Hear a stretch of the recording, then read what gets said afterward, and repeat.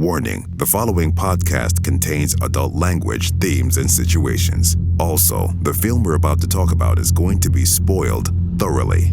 Listener discretion is advised. Enjoy this show. What happens when you take a guy who can make a normal, everyday, ordinary character seem insane and have him play an actual insane person? Absolute, unabashed magic, that's what. So let's break down this masterpiece from A, B, C, D, all the way through Z as we talk about Vampire's Kiss. Okay, let's run. I'm like a prickly pear. What do you say we cut the chit-chat? A-hole!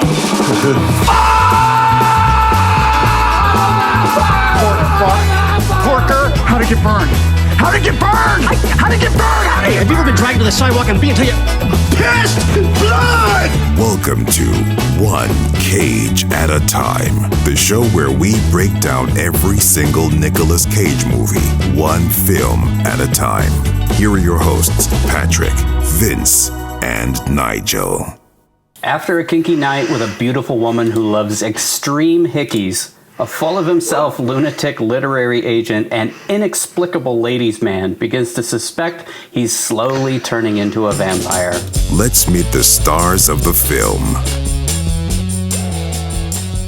The film stars Maria Conchita Alonso of Running Man and Predator 2 fame, the lovely Jennifer Beals from Flashdance, Elizabeth Ashley, and of course, our film's Nosferatu himself, Academy Award winner and the greatest actor alive today, Nicolas Kim Coppola, better known as Nicolas Cage.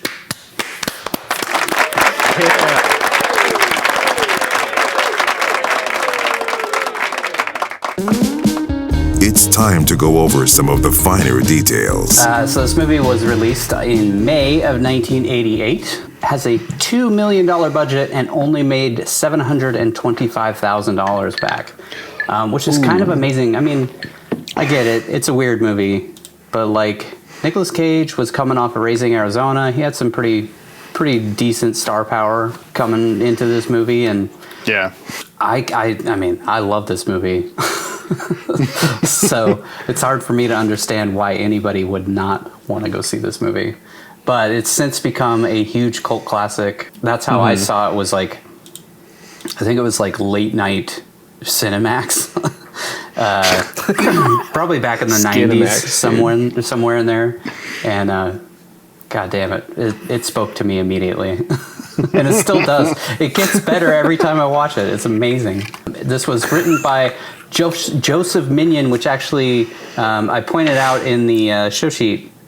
He's actually in the movie. He's one of the waiters, or he's the waiter in that grease hole in the that one weird scene where he goes to the little diner. Yeah. And of course, directed by Robert Bierman and shot by Stefan Zepsky, who also shot Batman Returns, Edward Scissorhands, bunch of Tim Burton movies, and a bunch of other things too. So Yeah. yeah. Wow. In case you were wondering why the movie's pretty, sometimes that's kind of the Achilles heel of movies that otherwise maybe could have pushed over the it's not quite a B movie threshold. Yeah, if they look cheap or cheesy. Yeah, I mean, like, so far every movie that we've done has looked pretty good. Wicker Man, Grand Isle, Deadfall. Deadfall. Deadfall had some low-budget cheese to a lot of the shots, I think. It had a real, they were going for that noir look. So Yeah, I think that's just because they haven't really done any digital touching on it. Yeah. Like they have with some of his other movies. I don't know. There were just certain things in that, like the opening scene in the warehouse. It was basically just like super dark, except for like one light somewhere. It just looked really bad, like noir, cheap. Noir, dude. That's noir. It works in a black and white film 30 years before then. It worked in that film. Movie magic. This is easily the highest rated film that we've done so far, with a 61% on Rotten Tomatoes. But I saw, like, Metacritic gave it a 31%, and most of the reviews were bad. Like, people really didn't like it in the Metacritic critics, or whatever. But Rotten Tomatoes gave it a 61%, 5.89 out of 10. but that's only 23 reviews, which is still better. I mean, Deadfall got a 0 with 5. Grand Isle got a 0 with 10. The audience score is 53%, so critics liked it more than the audience did. Doesn't really surprise me. I feel like you kind of have to look at this movie different from like I'm just going to sit and eat some popcorn and chill out and watch this movie type of movie. It does some creative stuff with it, so I can see it being a bit more critically favored, you know, if you think about it more than the average person probably would. Yeah. So Nick Cage is in a couple of the different commentaries that I've heard.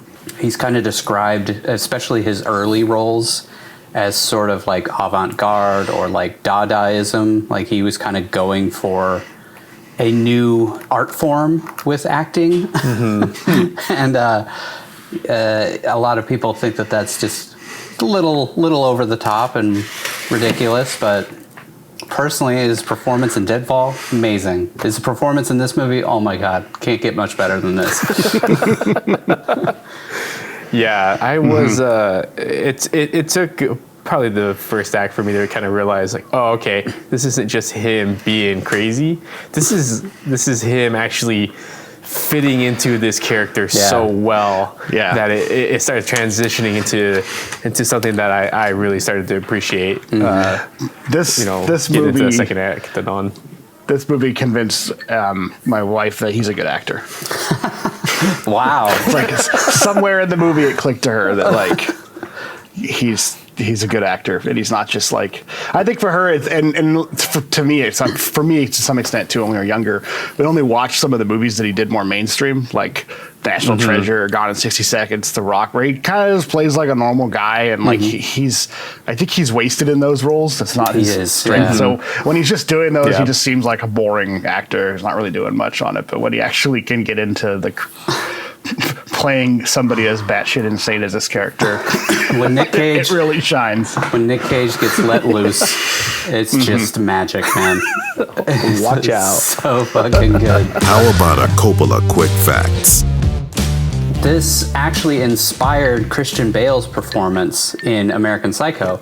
He actually studied Nick Cage throughout this. And if you really watch the two movies together, they're really similar. Like in his, kind of starts out, you sort of think he's this pompous douchebag, a literary agent who's a ladies' man. He's constantly picking up different girls. And then you slowly start to see him unravel and his sanity slip over time. Yeah, I kept getting the American Psycho vibe throughout the film, and I was like, well, I kept having to remind myself that this movie took place or was shot well before that movie, and it makes sense now that you say that. Yeah. I haven't seen American Psycho, but I've absorbed enough of American Psycho over the years because of the zeitgeist that I was getting feelings from this movie that that American Psycho kind of ripped it off. That's what the intention that I was getting. Or the sense that I was getting. The book came out, I feel like, right around the same time as this movie. I've read the book, and the book is similar in a lot of ways to the movie, but I feel like the performance much more mirrors Vampire's Kiss than it does the book, because he's just a rich guy, snob, but didn't really give him like a ton of character throughout it. Just there were jokes here and there, but it was like he really took something from Nick Cage's performance. In 2018, in a GQ interview, Nicolas Cage actually said that this is his favorite movie that he has ever made, which is he has made some pretty amazing movies, and for him to say that Vampire's Kiss is number one. And the big reason for that is like this was Robert Bierman's first movie, and the writer actually wanted to direct the movie himself, and that would have been his entrance into directing. And then he realized, like, I don't have the proficiency to do this, and so Bierman just kind of let Nick Cage do whatever the hell he wanted. Like they had some fights on set, apparently, like a lot of like back and forth, but for the most part, he was just kind of like, well, just do whatever you want to do. And Nick Cage brought a lot of things, which I'll point out as we go along, a lot of things that were definitely his ideas. And he has some really good reasoning for some of the things that became memes later on, which we'll talk about. One of the main things that people seem to hate about this movie is his way of speaking, because he has this kind of like weird accent that goes in and out, like it comes and it goes. Yeah. That was 100% Nick Cage's idea. And I'll read exactly what IMDb said here is, Peter Strange's accent is supposed to be a fake accent used by the character because he thinks he sounds more elegant and smarter, which if you watch American Psycho, he sort of does the same thing. He sort of has this like, pompous way of talking. And then when he's like freaking out, being himself, he's completely different. The accent comes and goes throughout the movie and is more prominent when he's trying to impress people and less in scenes with people like the psychiatrist or, random people. I picked up on that. It almost seemed like a parody of like the way Donald Trump talks, like at the start. That's how I was gonna say. Like, I don't know if that's just. I know Donald Trump was around in the '80s. I don't know how big of a character he was very then, prominent at that point. He was in Home Alone. It was almost Home Alone too, it was almost like just a parody of just like stuck up New Yorker type of thing, like trying to sock all affluent. But I got Donald Trump vibes from the way he talked. Same. / mix of a little Shakespearean flair because he's a literary guy, so he likes literature. Loves Vivaldi. Poetry. Fantastic Four. Fantastic Four. I'll get to it. Okay. That's a nice I'll little interject enticing nugget there. I'll interject when that's relevant. Much to the chagrin of director Robert Bierman and Nicolas Cage, there were some scenes that were removed from the film and multiple cuts were suggested. So the studio actually got involved and changed a bunch of things because, I mean, I guess if I was a big studio person and I saw the first cut of this movie, the cut that we all watched, I mean, even that, I would be like, how the hell are we going to sell this crazy movie? And Nicolas Cage actually said that was some of his best work was the stuff that was cut. And I really want to see that. I really want to see his favorite part of his performance in this movie. God, it had to have been like dialed up to 12 or 13, like so over the top then, if it was something that they felt like they couldn't even include in this movie. I mean, how do you get higher than I don't know. ABC speech? That's what I'm saying. Like, it had to have been stuff where the studio was like, this doesn't even fit in this movie. So Nick Cage's agent actually tried to get him to drop out of this movie because he had just come out. The exact quote was, "This is not a good movie to make after Moonstruck," which I kind of agree with. I mean, he was kind of like on this trajectory to be kind of a leading man in Hollywood, which he did eventually become, but like Vampire's Kiss kind of took him back more into like the character slapped actor. Him down a little bit. Yeah. Which he still is. He's kind of like a character actor and a leading man, which is kind of amazing.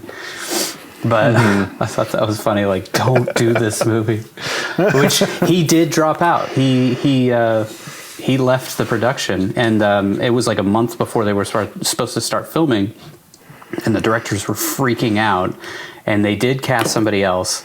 I'll get to that, though.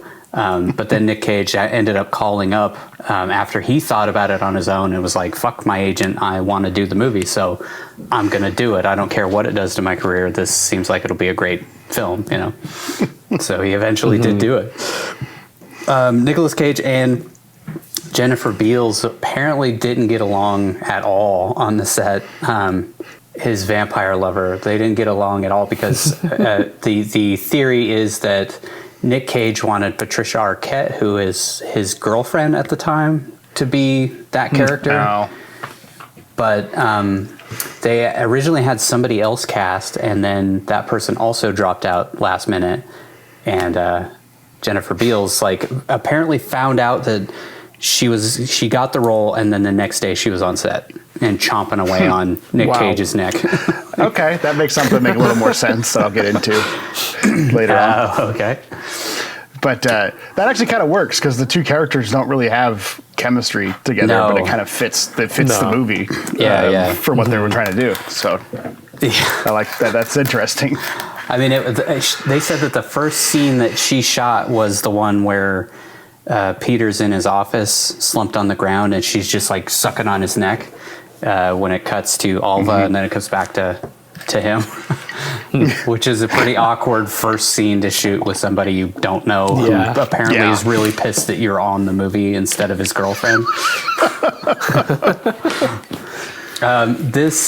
This is mind-blowing. This list of actors who were up for this role, some of them actually had the role at a certain point and then ended up either dropping out or being replaced by Nick Cage.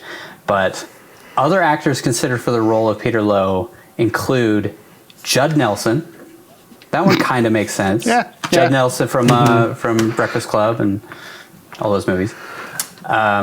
Dennis Quaid actually had the movie, had already been cast and was on track to do it, and then he decided to drop out to go do Inner Space, which was actually one of his bigger movies, I think. But these three are really confusing. John Travolta. Oh my god. Oh my god, I'm a vampire. I'm a vampire.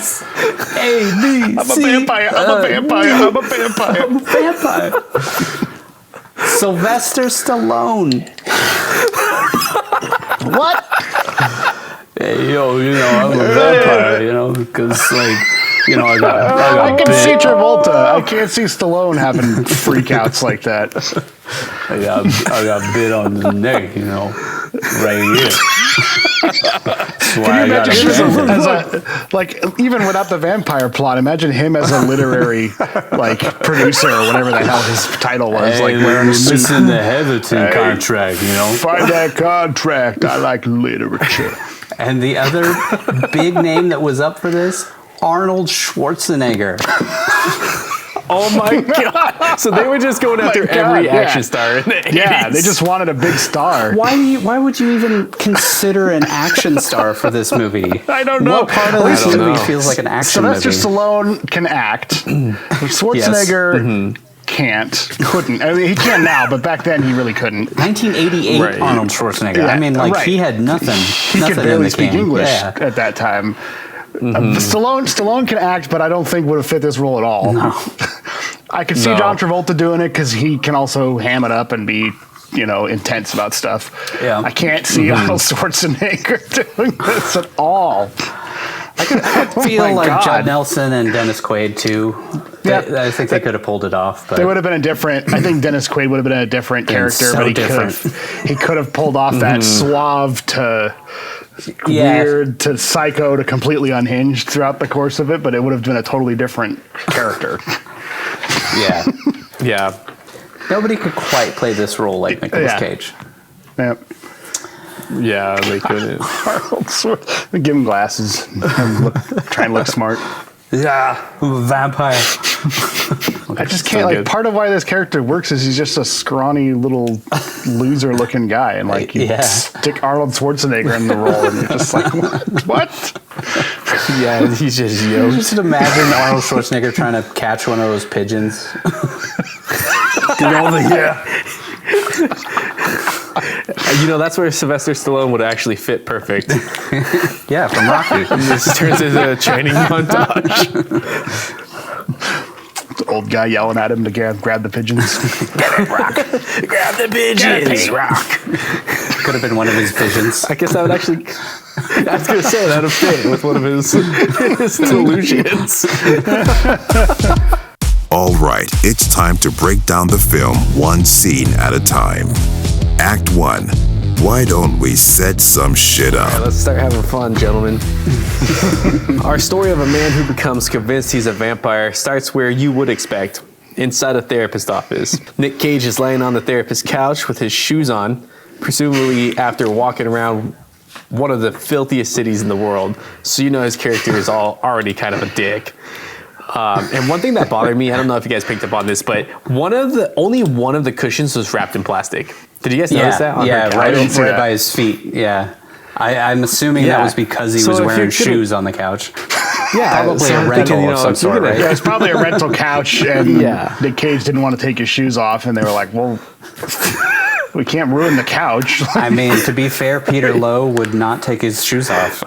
Yeah. I think in real life. I could see that argument being made. I could see that argument between Nick Cage and the director, day of shooting. Yeah. Or that argument between the therapist lady and Peter Lowe. Yeah. No, I'm not going to take off my shoes. I thought she's all right, she knows that he's a dick, so she's just gonna take precautions to protect her couch, but it kept bothering me the whole damn time. Yeah. I don't know why. In the scene, he's discussing his most recent one night stand. Well, she kind of nods out like she's on drugs, which I thought is not a very good sign of a therapist. She's not very engaged.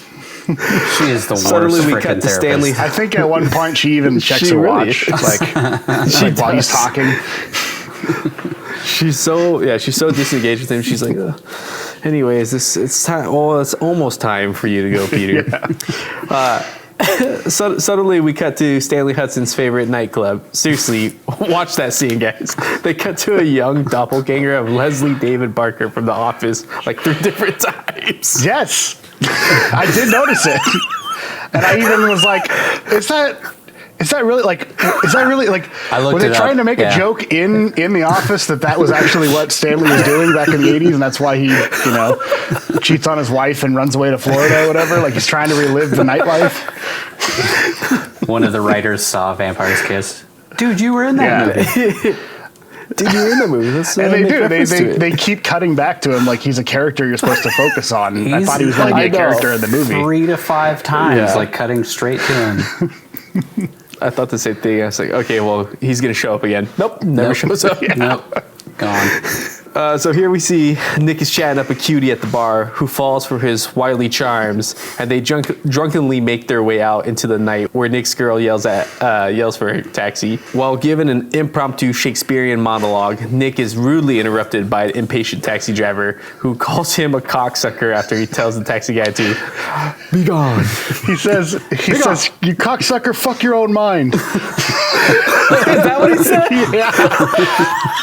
So this is where out that last part. This is where Maybe I'm going he to cursed interject him. because I had subtitles on because they walk out of the bar drunkenly chatting, and they're like.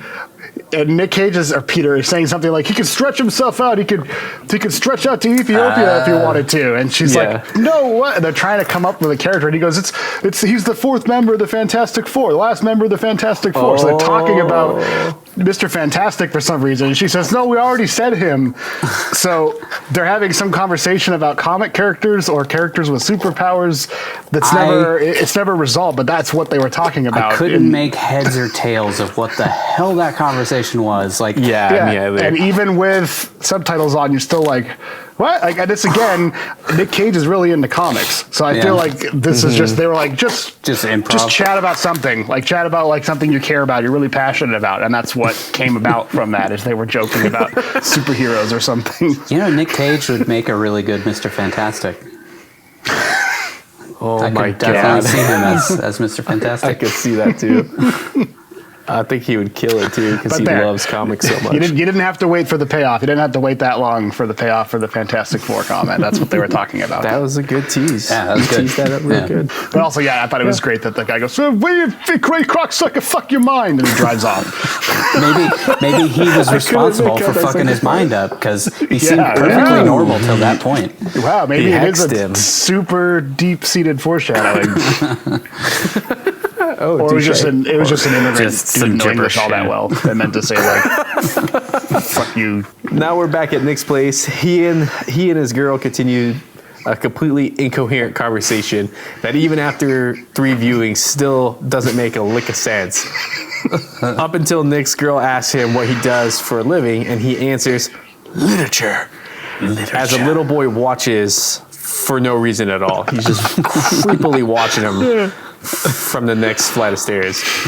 Yeah, here they were talking about like the brownstone that he was going into. I think, like, I don't know. He's like, they're talking about the color of something, and he's like, it's brown, like the rocks are brown, and she's like, that's a brownstone, it's a different thing, because they're going into a brownstone building or something, but it still is a completely incoherent conversation. And it's like, which I felt like he nailed being drunk. Like that was perfect. Like when you see, it's like those late nights back in your early 20s when you're just hammered with your friends and you're just having nonsense conversations like that. That whole scene was perfect. They're just hammered. Then it gets weird. Then it gets it's weird how he can weird. play a guy under the influence so well. It's in different movies. Yeah. It's true. A lot of practice, maybe. Well, he has admitted that he would do scenes intoxicated, like drunk. Yeah. Not surprising. He's definitely like Method a acting, you know? method actor. So now they start getting into it hot and heavy. They're making out, ripping off each other's clothes while playing chess. I mean, they're getting some really dirty stuff here.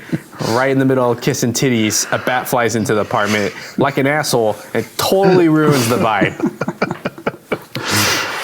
Fat bat. Nick tells this, oh my God, he's cock blocking. Something about that scene when it's like a long take when they come into the apartment and they're kissing and ripping off clothes and playing chess and stuff. It's all seen like through the window, like you're looking down through his window into it. So are we supposed to be the bat in this point of view? Like we're looking in, watching this and picking the moment to jump in. I just now realized because I realized that the shot was really weird when they filmed it because it's like, are we supposed to be like a peeping Tom, like looking in the window? I just now realized we were probably the bat. Yeah. The bat's perspective. Yeah, after watching it again, I figured it was from the bat's perspective because that bat eventually becomes his vampire girlfriend. And well, that's how I interpreted it. Yeah. Yeah, makes sense. So Nick tells this goofy-looking bat with the flight speed of an airborne turtle to shoo, shoo, while his girl slumps half-naked in the hall, much to that creepy little boy's surprise and enjoyment. And for some reason, he just seems to be living in the stairwells there. Nick heroically battles the bat until he concedes by giving the bat the old "follow me, lover boy" hair flip. Did you notice that, like, this kind of like a sexy look back at the bat? It was foreshadowing. It's like he and his lady friend stumble out of the apartment building and hail a cab while Nick laughs like a robot.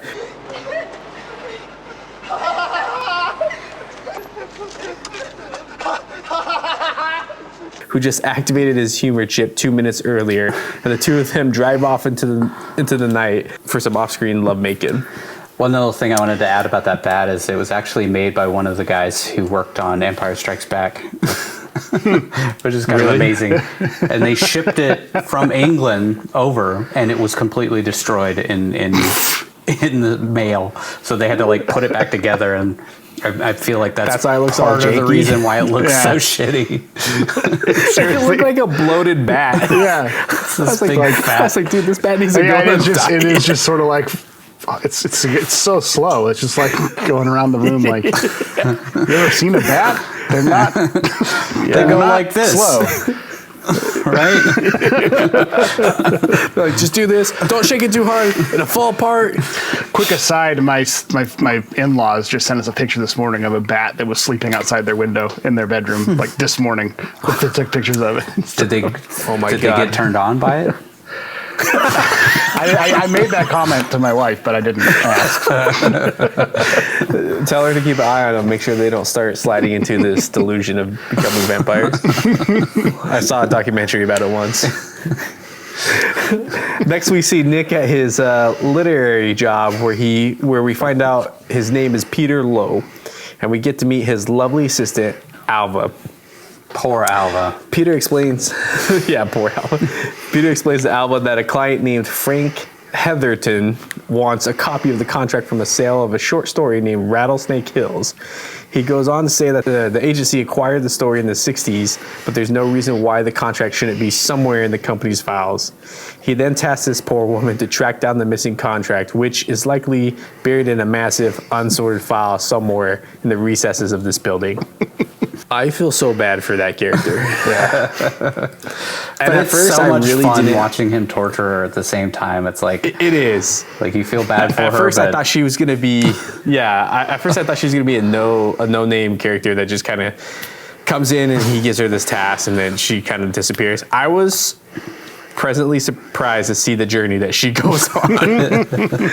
She's kind of the only person who gets what the hell's going on. Everybody else is kind of like, oh, he's so eccentric and stuff like when that one lady's like, he's so eccentric as he throws her fucking thing in the trash. I'm like, that's an asshole.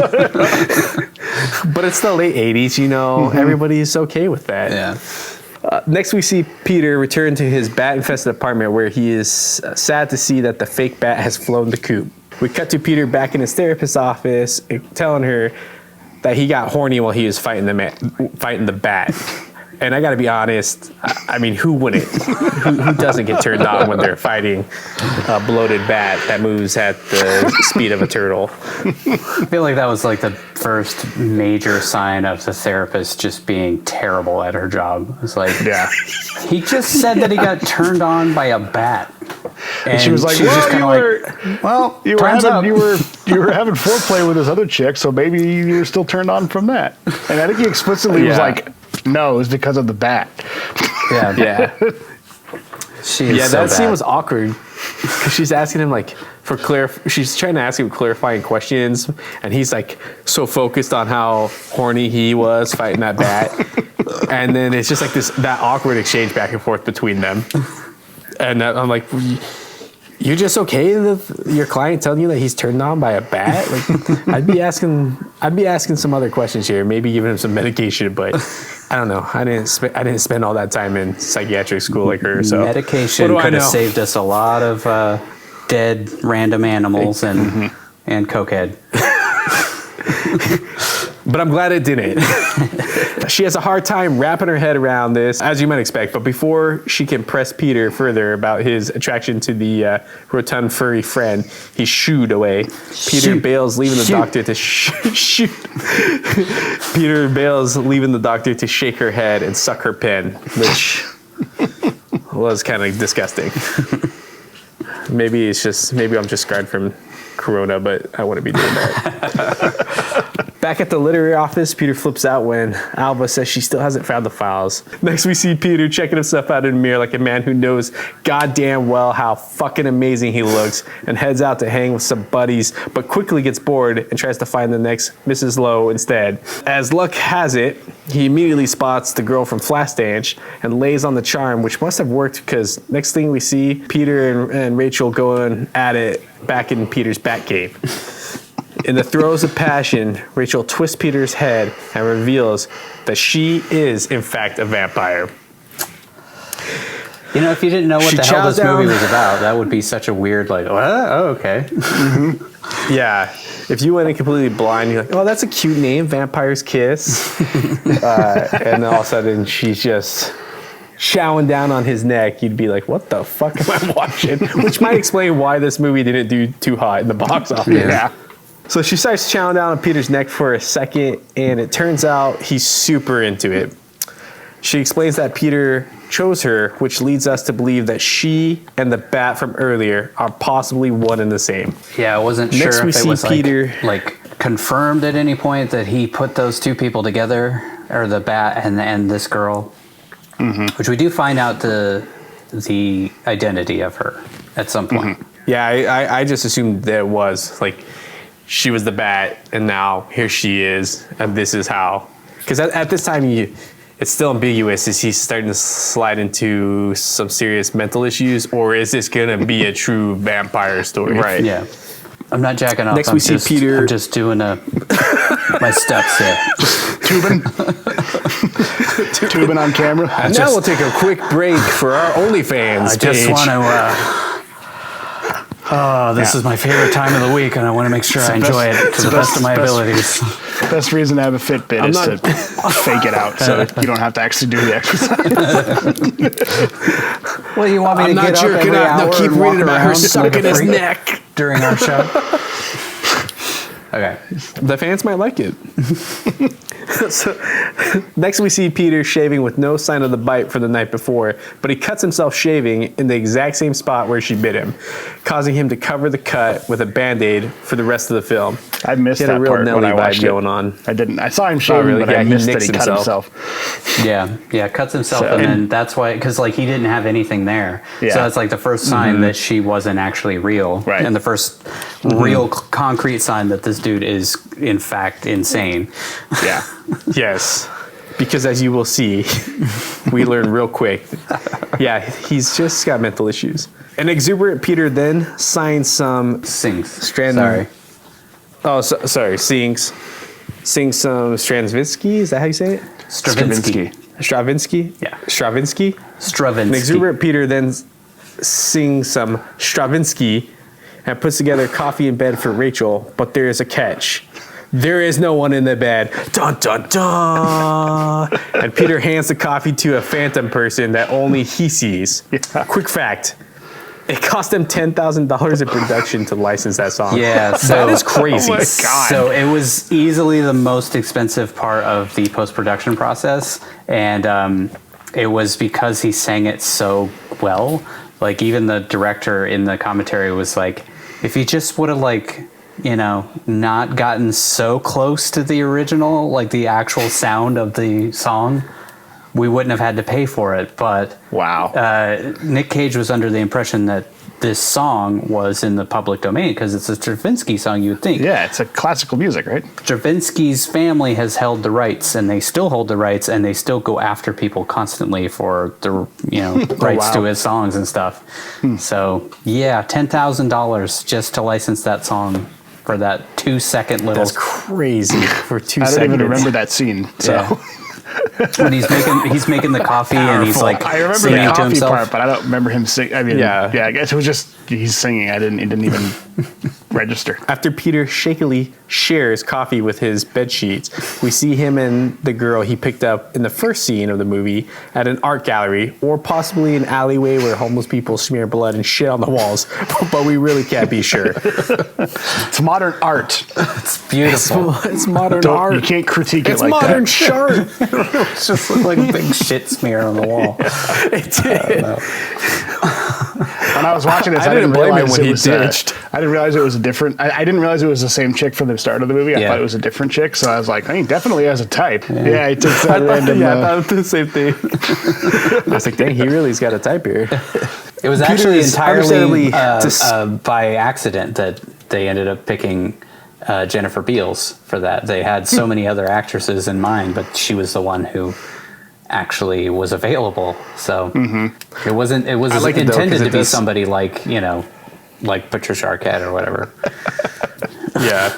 I like it though, because it does kind of like blur that line as you start to realize he's losing his mind. Of, Right. Is she even real? Because they Right. look they look so similar, and and it's, you don't get to spend a lot of time with that first woman at all. I mean, it's very quick, and then she's pretty much gone after the first act.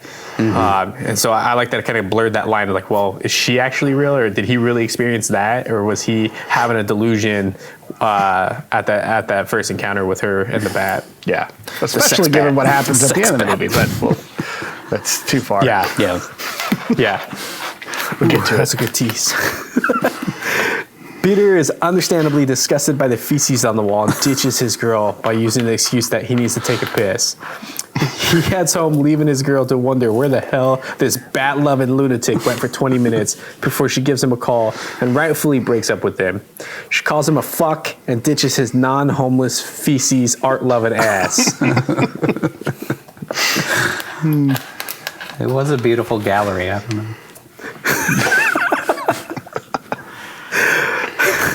Peter delivers Nick Cage's favorite line read of the film. Yeah, well, fuck you too, sister. I love that. Couldn't do it justice. That's his favorite line read out of the That's movie. his favorite one. Yeah, he got a pretty good chuckle out of that in the commentary.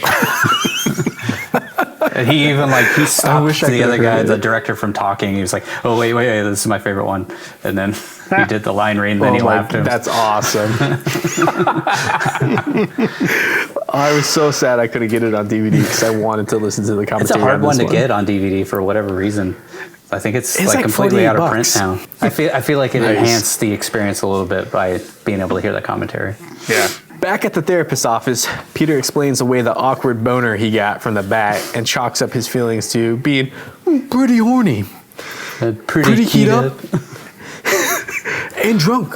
Plus, he was horny. I love that he doubled back on the horny part.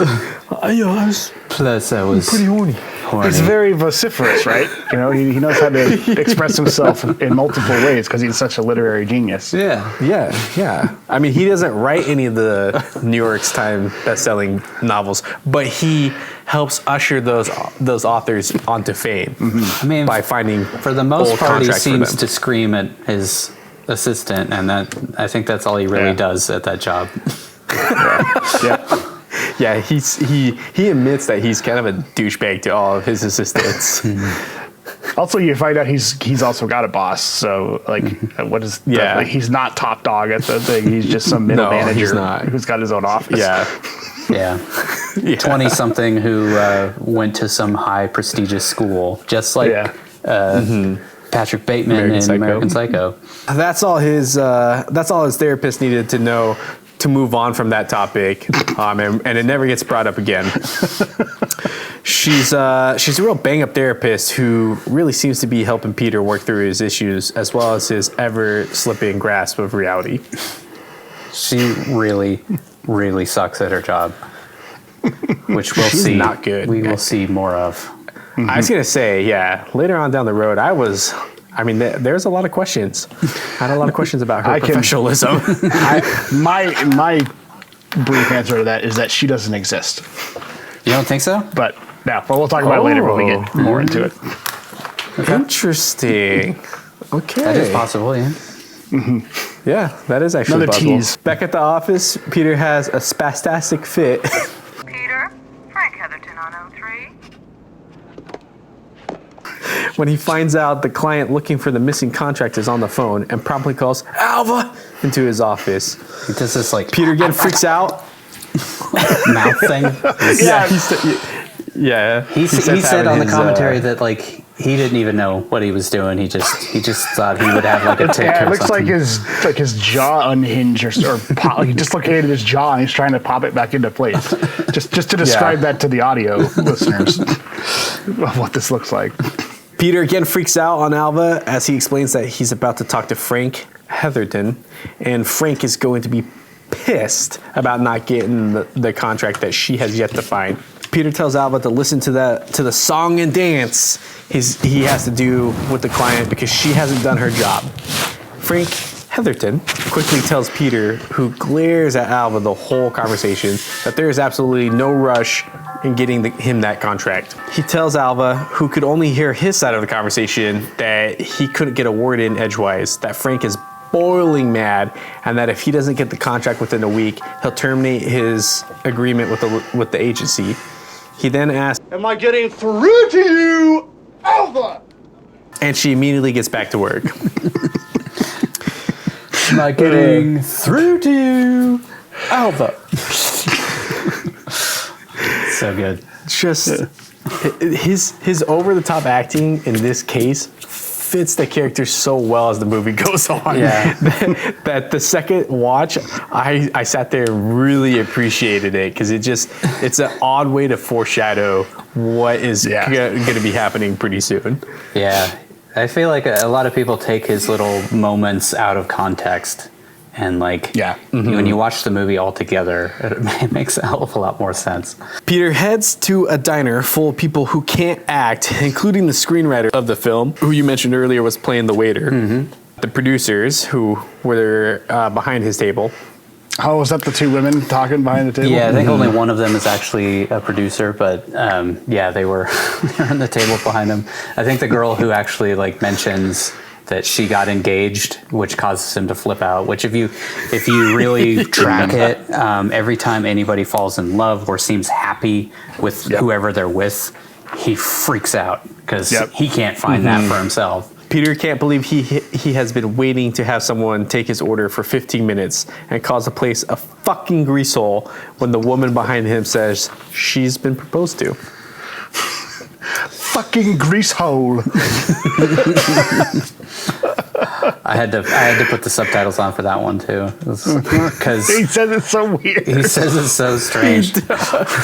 He heads out but feels a sharp pain in his neck, then has another one of his signature spastic mouth fits before bolting to a building that is infested with creepy mime street performers that even Peter is weirded out by.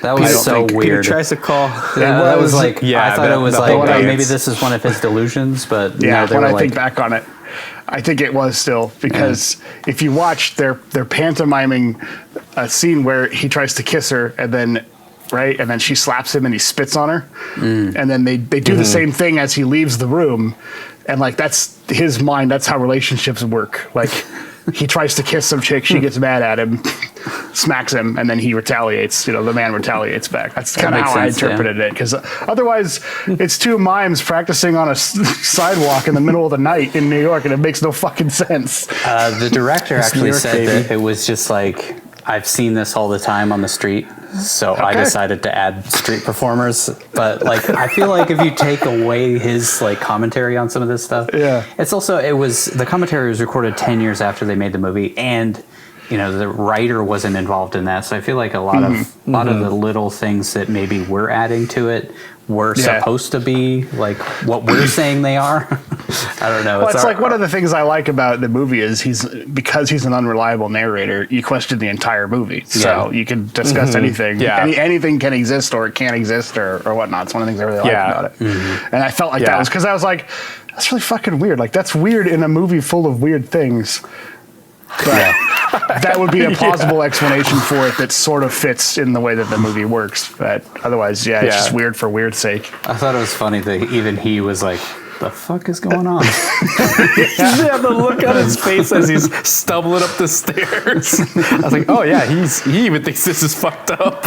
Also, I was unclear, like, what is that building that he went into? Was that just some random building? Because it wasn't his I apartment thought it was building. his apartment, but yeah, he just went into a random building to use the payphone because he Yeah. had to call. He was trying to call his therapist, or and then also Yeah, the he chick tries to to go on a call date. her, and of course she's out.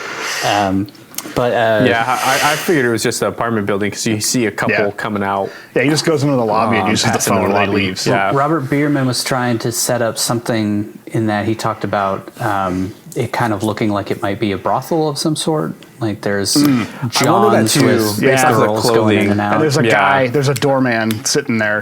Yeah. Like there's a guy sitting in a chair for seemingly no reason. Yeah. Maybe he's the sort of bouncer or whatever. Yeah. The guy. Yeah, that would make sense. And then the chick coming out kind of looked a little whorish, but once again, it's Yeah. late 80s Yeah.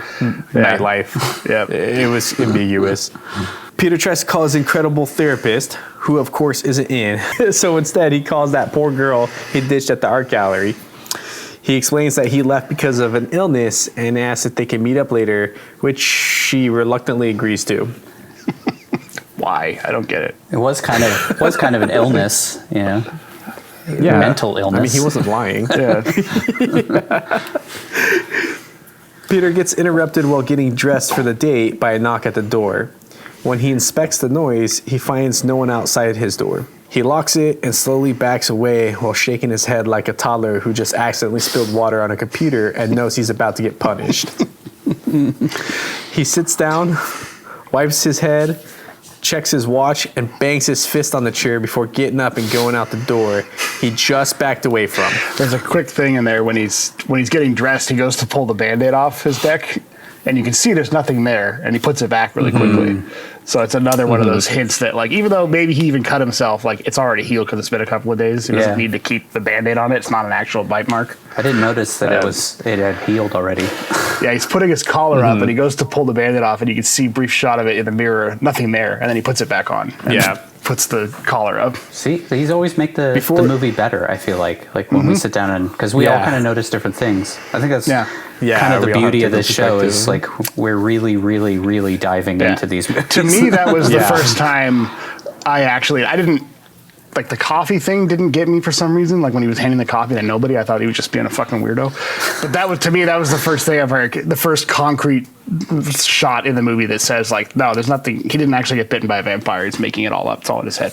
Before he can leave the building for his date with Jackie, aka, yeah, well, fuck you too, sister, he hears the voice of Rachel, his vampire mistress.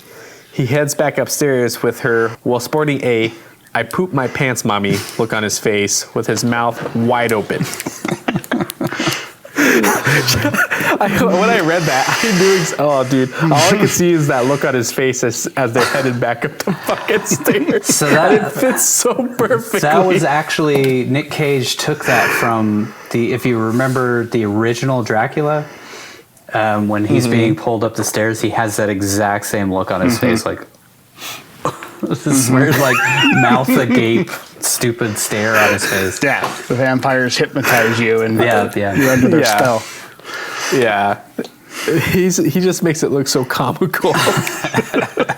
So, as you might imagine, Jackie is pissed that he ditched her again, and writes him a note while he and Rachel relive the biting scene from earlier, complete with the same clothes and the same pasties on Rachel's breast. Now, Yeah. that I was like, no way. I had to rewind and watch the first scene again. And I was like, no, they're wearing the exact. With her, it's Yeah. like, okay, whatever. With him, I was like, exact same freaking. Yep. I was trying to remember if it was the same shot, like if they just recycled. It was pretty much the same shot. It was, if it wasn't the same shot, it had to be a take done at the same time because Yeah. it was like almost perfect, same angle, same movements by her. And then, of course, the largest pasty on planet Earth. I mean, there was more pasty than there was flesh. Yeah. Which now that you On her mentioned, entire body. she didn't like Nick Cage and he didn't like her, and he wanted it to be his Yeah. girlfriend. That makes total sense why they did that. And I remember I pointed out as I watched it, I was like, this is obviously the actress has a non-nudity clause for this movie and didn't want to do this, and they had to compromise and put pasties on her. Because my wife was the one that pointed it out. She's like, oh, nice pasties. And I was like, well, I mean, be honest, would you rather show your tits on screen? This is my real wife who actually exists. I was like, would you rather show your tits on screen or suck on Nicolas Cage's neck and put your bare breasts against him? And she's like, I'd rather just show them on screen so I can, I kind of get what she's going for. It's funny though, it's like the first girl, she shows her breasts. Yeah. But then Jennifer Beals, who's like a major star at that point, she was a big star. That was probably why then. She probably. didn't had it in her claws and didn't want to do it. I get it. They could have. But did the pasty have to be that large? They were so big that they were glaringly obvious. You could have shot around it or changed the angle so you didn't have to see it. Sure, it was like nobody will ever watch this in high definition or something. Right. Yeah. I mean, honestly, that's one of the only complaints I have is that just pulled you right out of the scene. And there's no way to not. I mean, it's just it didn't have to be, the pasties didn't have to be that big. Yeah. Or they could have, like you said, shot around it or maybe darkened the room a little more. But that, I was like, because most people, if you're watching it in the theater, you see that scene again and you're like, oh, whatever.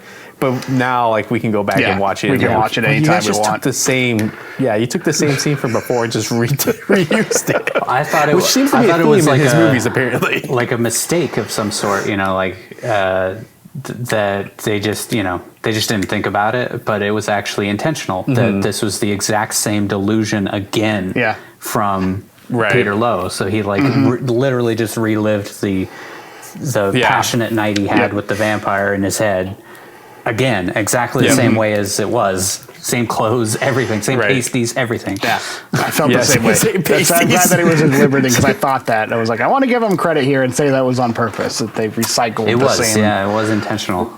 Yeah. See, down the road, once you find out, like, okay, this is just he's just delusional. I was like, now that scene makes sense. Yeah. The pasty, not so much. I mean, maybe he was just, because he was really in love with her, he was trying to keep her modest. Maybe that was why.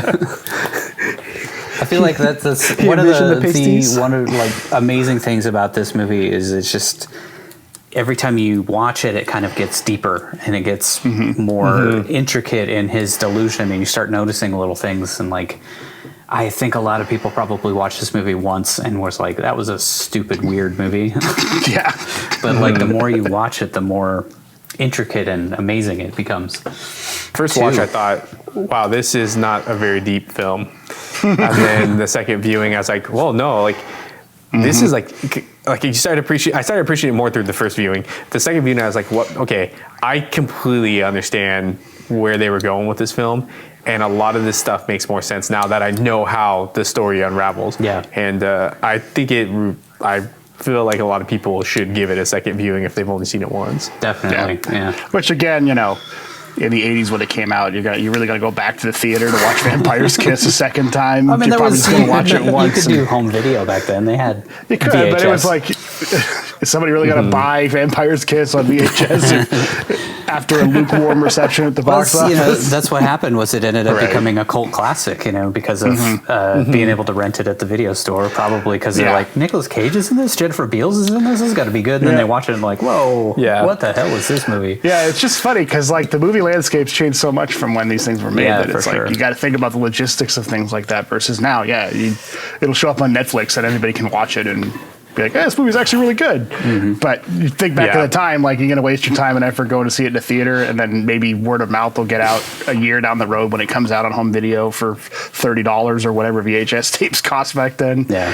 And, you know, but it probably because of movie rentals or cheap syndication, you know, movie channels getting it to play it on TV because whatever, that's probably how it grew. Yeah, that was how I saw it the first time was, I think, Cinemax. Act 2, The Conflict. So, Act 2 starts with Peter staring at an empty desk, and he calls out for Alva, softly at first, until he's screaming her name at the top of his lungs in their office. So he's not by, there's people around him, and he's just like, Alva! Alva! Alva obviously hears him but doesn't respond, and neither does anybody else in the office.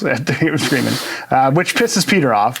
So he does what any good boss would do. He runs out of the office, does an impressive leap onto a nearby desk, points at her, and yells, "There you are!" And again, nobody else reacts to it in any way, shape, or form. I don't know if anybody even looks up. Not really. They just kind of look at each other a little confused. Alva is understandably freaked out by Peter's increasingly erratic behavior, so she bolts out of the room clutching her purse. Peter gives chase while the whole office just looks around at each other in mild confusion. And this is where I think the movie just starts to completely swing into like dark comedy. Like this is such an absurd scene. Like your boss is chasing somebody through the office and nobody else is reacting. He chases her into the bathroom, the ladies' room, where his presence startles an old lady who asks, "What the hell's going on here?" And then just kind of leaves, even after hearing an obviously terrified Alva say that she has a gun, but not before expertly delivering the line, "What the fuck is going on?" I don't know. I mean, while staring directly into the camera on their way out. She just, "What the fuck is going on?" looks up and walks right past the camera. Like staring directly into the camera the whole way out of the bathroom. Maybe she's an audience insert or something.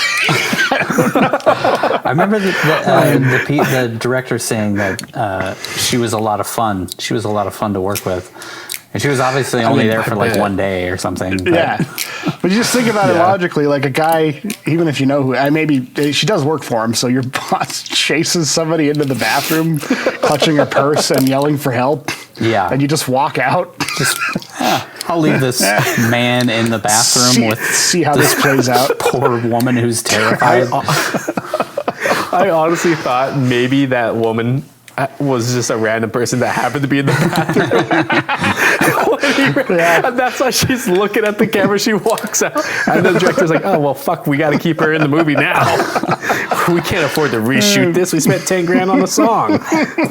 I just wonder, like, did they notice that she was staring into the camera when she was walking out? Don't know. Was that intentional? I don't know. There's a couple of moments like that in the pasties when there's just like your continuity's broken and you don't do anything to fix it. You don't reshoot. You don't do a retake. You got to remember this was this guy's first ever directing. Maybe it wasn't noticed until they were doing the dailies and they didn't have the actress anymore to reshoot it or anything and they had to keep moving. Yeah. Peter seems to have a slight moment of clarity when he realizes he's scared that his employee's so bad that she's threatening to shoot him. So he sincerely apologizes to Alva and makes his way out. I think that was like maybe his last the last glimpse you get of him as a human being, like a normal person, for the rest of the movie. Yeah, it was like the last genuine moment out of Peter Lowe. Yeah, like he's crossed a line at this point, figuratively and literally crossed into the women's bedroom where there's no going back. Back at her desk, Alva fights off a panic attack while she continues hunting for the elusive missing contract. And she has this stack on her desk. It's like a half foot that says the Weatherton contracts or whatever and stuff. So yeah, like she's like just Der Spiegel or something like that. It was like a magazine. Der Spiegel. Der Spiegel. Yeah. And I thought at that point, oh, she found it. Like, and then from that point on, I thought that she had just been intentionally withholding it from Peter because he's an asshole. But it turns out that's just the stack of contracts, and she has to go through all of them. Yeah. And and apparently weren't put away properly. They weren't put in alphabetical order, which we'll find out. Well, who wouldn't have done that? Yeah. Who? Exactly. Who? I want to know who. Thankfully, while Alpha's having this panic attack, the old lady from the bathroom is there to comfort her for like half a second before she gets back to old lady stuff. I can't even remember. She says the equivalent of like, there, pats her on the shoulder, and then just walks off. Like, it's okay, your boss just tried to assault you in the bathroom or something. It happens, Mondays. We all go through some crap, We're women in the corporate world, so... Yeah, and that may have been directly intentional, like intended in that manner. Like, what are you going to do? I mean, she grew up in like the Mad Men era, right? Of being in offices where that behavior, that's just a Tuesday afternoon. Yeah, that's nothing. That's just normal. Of course, the boss is drunk in the middle of the day, running after people.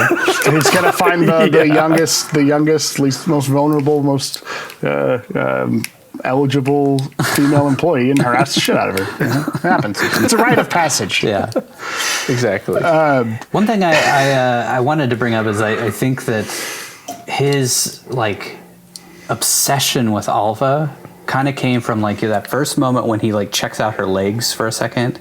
Which I think we went through that scene already. I don't think we talked about it, but he does when she first walks out. He looks at her. He like checks her out and like he thinks like, oh, well, this girl obviously would never want to be with me, so I'm gonna make her life fucking miserable hell because she represents everything I want out of life, but I can't get it. She'd reject him. He knows it.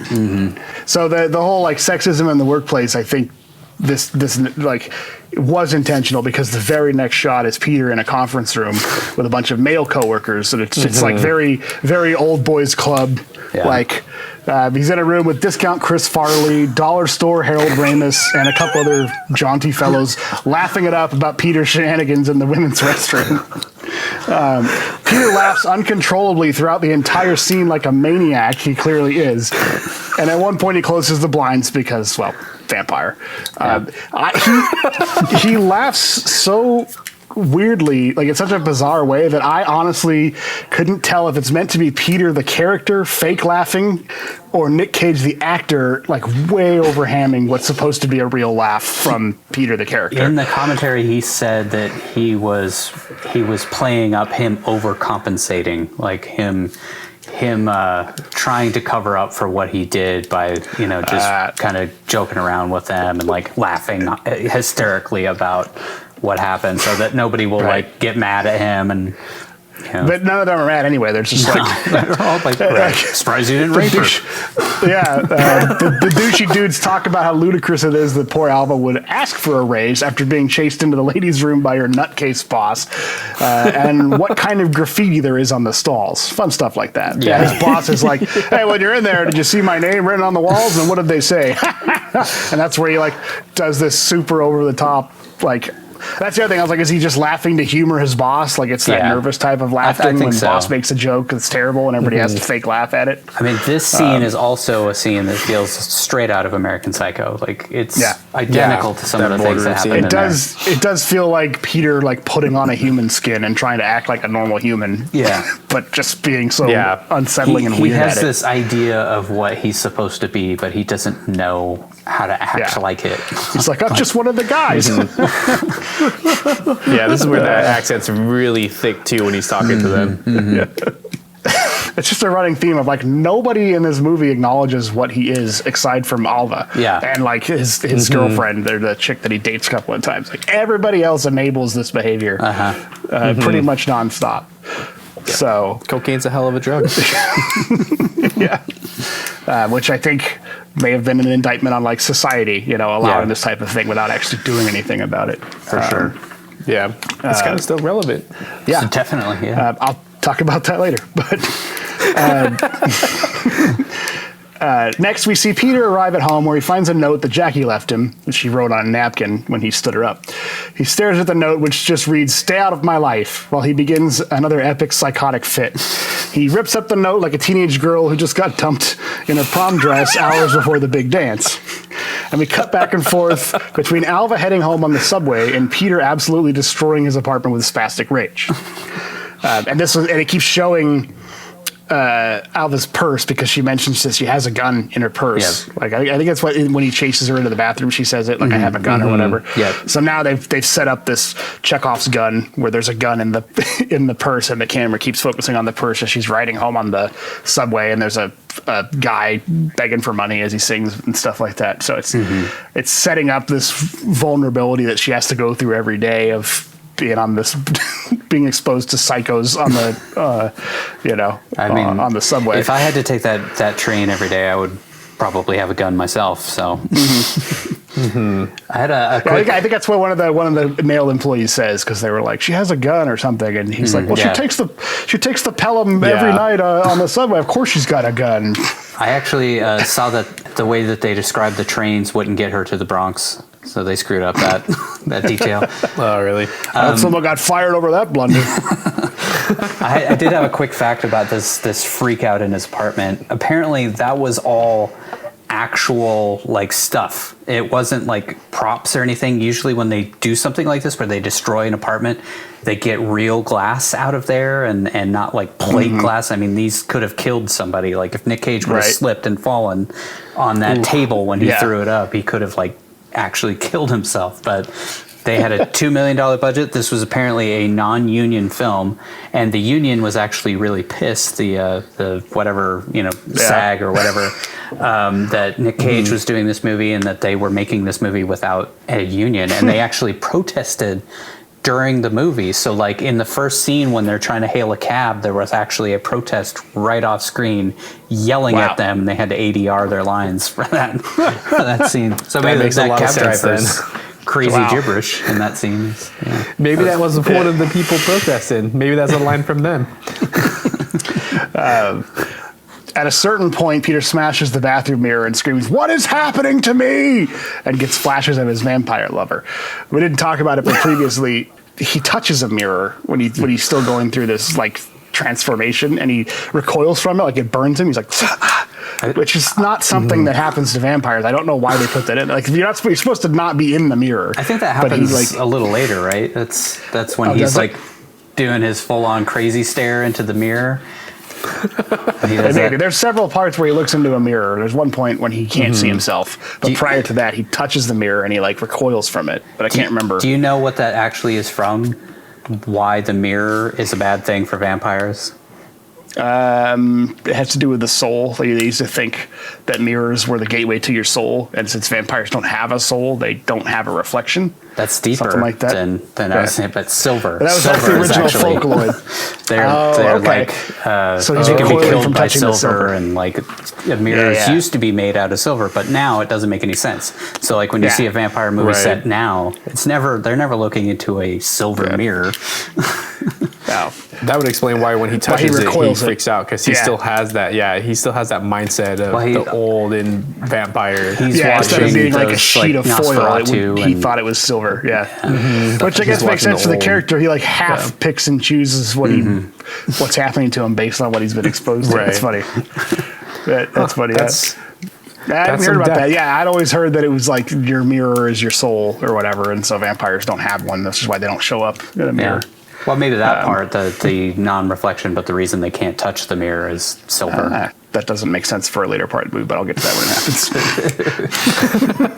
happens. Back at the best therapist in the world's office, Peter explains that he had a difficult day the day before, and he tells her about how the missing contract is a huge deal to him, but not that big of a deal to anyone else on the planet, including the guy who asked for it.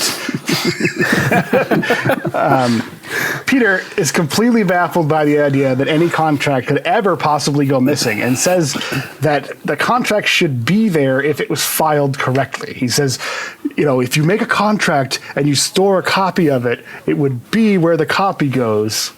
Therapist agrees with Peter, who just got justification for his insanity from a therapist, who agreed with him without getting any details of the situation, justifiably says, yep.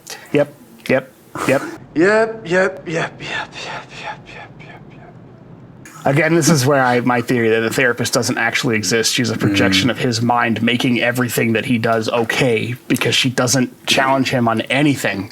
But it could also be an indictment against society, again, who allows therapists don't actually, the shitty therapists like this don't actually solve anything. They just enable the stuff to get worse. I had one another little tidbit there. If you watch all of the therapist scenes, New York is blurry in the background in the very first shot, and by the end it's like it's in the room with them. It just keeps getting clearer and clearer and clearer, and the intention was that New York was kind of like a character in the movie, and that his insanity is tied to the insanity of the city, how the chaos of the city around him. So every time you see him in that therapist's office, it's with New York in the background, and New York gets clearer every single shot. At one point it's like I didn't even think that the way the window looks out on a street, like going off in the distance, which means the building is either over the top of the street or this is not an actual view that the window has. I don't know how buildings are done in a lot of New York. They said that it has a tendency to look like a rear projection in that scene. Even the director was like, it's so clear that you wouldn't think this is real, but it actually was an actual window facing out to the street. It's a hell of a view. It looked fake a couple times, and I was like, well, green screen wasn't really a thing back then. It was. Blue screen was more of a thing back then, but they would do rear projection. They would have gone to the trouble to do it for that. Probably not for that type of a shot, but No, again, that's me thinking modern filmmaking techniques where you can CGI anything behind anything. It looks seamless. So, it's funny. I didn't actually catch that, where it gets more and more clear as the movie goes on. The movie does open with all these establishing shots of the sun rising over the city. Like it's the city is the establishing shot for it, and then it sort of bookends with it in the There's third a act. lot of that, showing the city when, they're kind of like transitioning to different things to kind of show his insanity being reflected back into the city or reflecting from the city back into him or whatever. The therapist then contradicts her previous statement to this unhinged schizoid by saying it's possible that the contract is misfiled. This, of course, doesn't sit right with him, and he demands to know who is the moron that could have possibly misfiled something when it couldn't be any easier. He then launches into one of the greatest Nicolas Cage movie moments of all time. He emphatically explains that since everything is alphabetical, it makes no sense that anyone could have ever misfiled anything ever. He drives home the point by losing his ever-loving mind while maniacally screaming his ABCs while waving his hands around and clapping in the doctor's face. Then he says, "I never misfiled anything," like a toddler explaining their side of the story during a tantrum. He even puts his hands on his hips and he goes, "I never misfiled anything, not once, not one time." His voice cracks and he freaks out. He actually launches into the whole ABCs, the whole A, B, C, D, E, F, G, H, I, J, K, L, M, N, O, P. Him clapping right into her face and shaking his hands crazily, he really loses thrusting it. His hips at her. That was apparently she didn't know what he was going to do in that scene. They didn't tell her. They wanted her to be completely surprised by whatever madness he threw out, and that's what Nick Cage came up with. That was perfect because she looked genuinely surprised. He wants to know who did misfile the contract, to which the doctor explains she can't possibly tell him, instead of calling someone to put a wacko in a straitjacket. Then she just lets him go about his day, leaving the rest of us to deal with him. Best therapist ever. Now that you're saying it, it does kind of make sense that this is just him like giving himself therapy and like thinking through things in his head. This scene is what did it, because I thought any real therapist could say, you know, the implication being, you did it, you filed it incorrectly, but she doesn't tell him that. Which, if she's a figment of his imagination, he's not getting that. Like, his mind doesn't allow him to see the fault that he caused. Yeah. It would make sense that the therapist in his mind is just sort of letting him rant, but not actually blaming him, assigning him any kind of blame. And that's where I sort of caught into that theory of like, maybe she doesn't actually exist, and he's just running these exercises out in his mind because he knows he should talk to a therapist about something, but he thinks he can do it better himself. Yeah. So he runs through these things in his head. It makes a lot of sense, actually. Because you never see her. There's one shot where you do see her with somebody else, but it's also, he's talking to her on the phone, and it could very well be him imagining what's happening to her. Right on cue, we see Peter back at his office wearing sunglasses, smoking a cigarette, and torturing the people who work for him. He blows smoke in a woman's face, chucks someone's rubber ducky into the garbage, and he snaps at Alva, who still hasn't found the Heatherton contract. This leads to the lady who just had a rubber duck tossed into the trash to say, he's so eccentric, which seems like a bit of an understatement. I mean, seriously, just like picking up somebody's. Just imagine if you did that in a real office today. Like, you pick somebody's personal possession up off of their desk and throw it in the garbage can. Have you guys heard the song "Excitable Boy" by Warren Zevon? Possibly. He's just an excitable boy. Well, the song "Excitable Boy" reminded me of this movie. Or this movie reminded me of that song. It's about a boy who everybody just says, oh, he's just an excitable boy. And it's just this fucking weird kid who does all kinds of weird shit, like biting the recess lady's tit and stuff. And everybody, it's a Warren Zevon song, so it's weird, but it's super upbeat, but it's like about super dark shit. So he's like, the whole chorus is, he's just an excitable boy. Like, everybody excuses him. And it turns out the guy takes this girl out to prom and he rapes her and he murders her. And then gets convicted of it, but because he's just an excitable boy, he only gets like 10 years in prison, and they let him out. And he goes back and he digs up her body and he makes a cage out of her bones. And like, he's just an excitable boy. Like, that's the whole song. It reminded me of that kind of reaction where he does all this insane shit and nobody calls him out on it, and everybody's, he's so eccentric, you know. He's just eccentric. What are you going to do? Peter's just going to throw your shit in the trash. You just got to live with it. Yeah, you know. You got to deal with this sometimes. It's New York. Yeah. Alva gets called into Peter's office as everyone's leaving for the day, and he offers her a pistachio to make up for the whole bathroom chase thing. I have a quick fact. I kind of struggled where to bring this up, but apparently the food that he eats throughout the film is actually intentional. So it's like, he starts with something really small, which is the pistachio, and then he eats a cockroach, then he eats a pigeon, then he chomps on a human. So it's like he's just building up to his final meal. Spoilers. I see. Interesting. Then he says that he was on mescaline, which honestly would explain a lot of Peter's behavior throughout the film, but he of course isn't on mescaline, and he's instead covering for the fact that he's just literally insane by saying he's high at work all the time on a substance that's been illegal since the 70s because that makes it fine. She agrees with him. For a brief moment, I wanted that to be the actual explanation for it. Like, we just didn't know that he's just been doing it. Could be. Like, it just you just don't see him do it the whole movie. Alva surprisingly says she's also tried mescaline in high school, and the two of them have a good chuckle over it. That's hell of a thing. He keeps having these moments where he like does something horrible to her, and then kind of like eases her back in, and then does something horrible to her, and then brings her back in. They bond over mescaline. Mescaline, you know, as you do. Peter asks her why she has her coat on nonchalantly, and she explains it's quitting time, to which he says she can't leave until she finds the missing contract. She says that she's been looking through the files for days, and her eyes are killing her, and Peter lets out a sarcastic, "Aw." That is so good. Alva asks if someone else could find the file, and Nicolas Cage stands up, takes off his sunglasses, and delivers a speech that has become a meme of legendary proportions. He makes the meme face, which you'll know what it is. I think there's a couple of Nicolas Cage meme faces, but you'll know which one it is. Oh, wait, hold on. If you're watching this on video, right here. Yeah, it's the one on the mug. It's on my coffee cup. Well, so imagine as he makes that face the whole time he delivers this monologue. He explains that Alva is the lowest person on the totem pole at the office and that he wouldn't force anyone else to do such a horrible task. He then cocks his head back and slowly opens his eyes wider than most would believe humanly possible while staring Alva down and grinning like a fucking maniac. I have another quick fact on this. Is the inspiration for this was actually those old vampire movies where the vampire would stare at them menacingly. He's trying to hypnotize her or intimidate her or whatever. Yeah, the cabinet of Dr. That's exactly what There's it a lot of me this. His posture. I don't know if his posture has started changing at this point in the movie, but he hunches his shoulders up.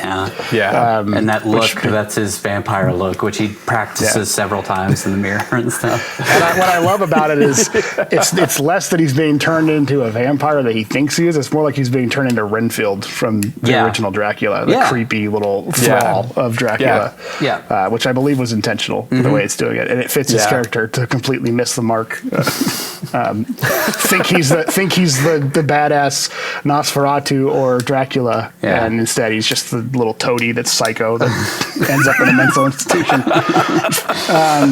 There's another part later that's a reference to that too, I think.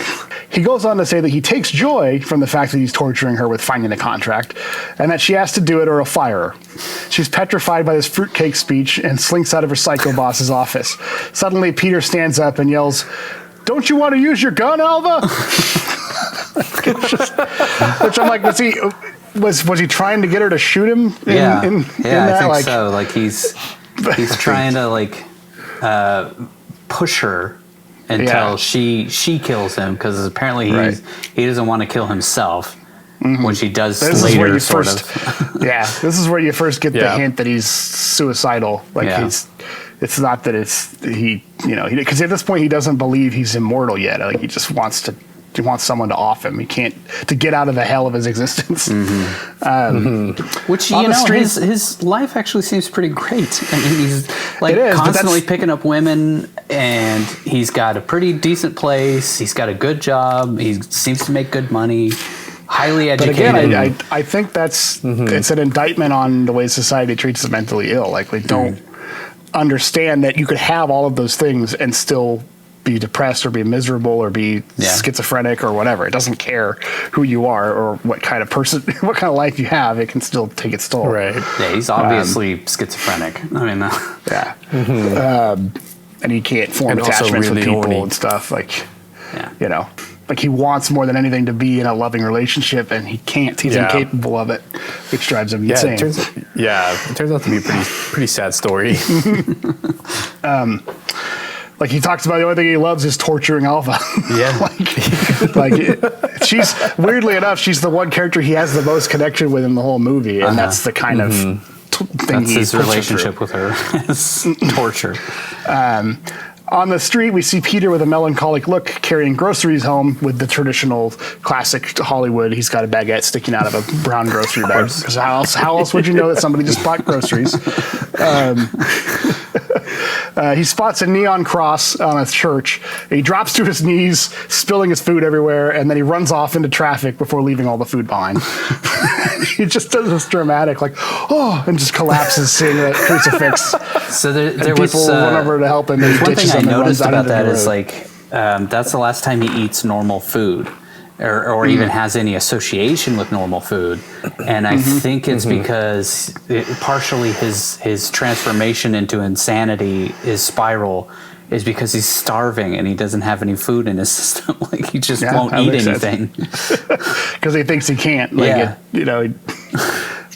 I didn't realize that, but that's definitely that had to have been the purpose of that scene, other than to show the crucifix and him freaking out by seeing it. I thought it was it's not as common in the U.S., but in Europe, all the pharmacies have green neon crosses or whatever. I thought that's what it was at first. It wasn't even a church. It was just he just saw a cross outside of a pharmacy or something, which would have been even better. It just sees it outside of a Rite Aid and runs off.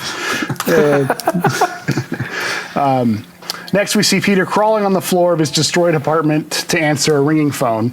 Rachel appears and throws him onto the bed and tells him to confess his love for her, and he obliges while staring cross-eyed at the ceiling. In that scene, is it me or did it look like he had a full-on boner. I thought you guys might bring that up because I had the same thing, but I didn't want to mention it without, like, I didn't want to be the one weird guy being like, you guys notice Nick Cage might have had a boner in that scene? I didn't notice it, but now that you've said that, like, that 100% would be a thing Nick Cage would do because he's thinking about Rachel. Yeah. And they would, let me get a stiff here and do the scene. Yeah, it's pretty prominent in that shot. Like, when he first goes onto the bed, it's like straight up. Yeah. And I was like, okay, well, I'll ask, but I'm gonna move on. So I'm not going back to check.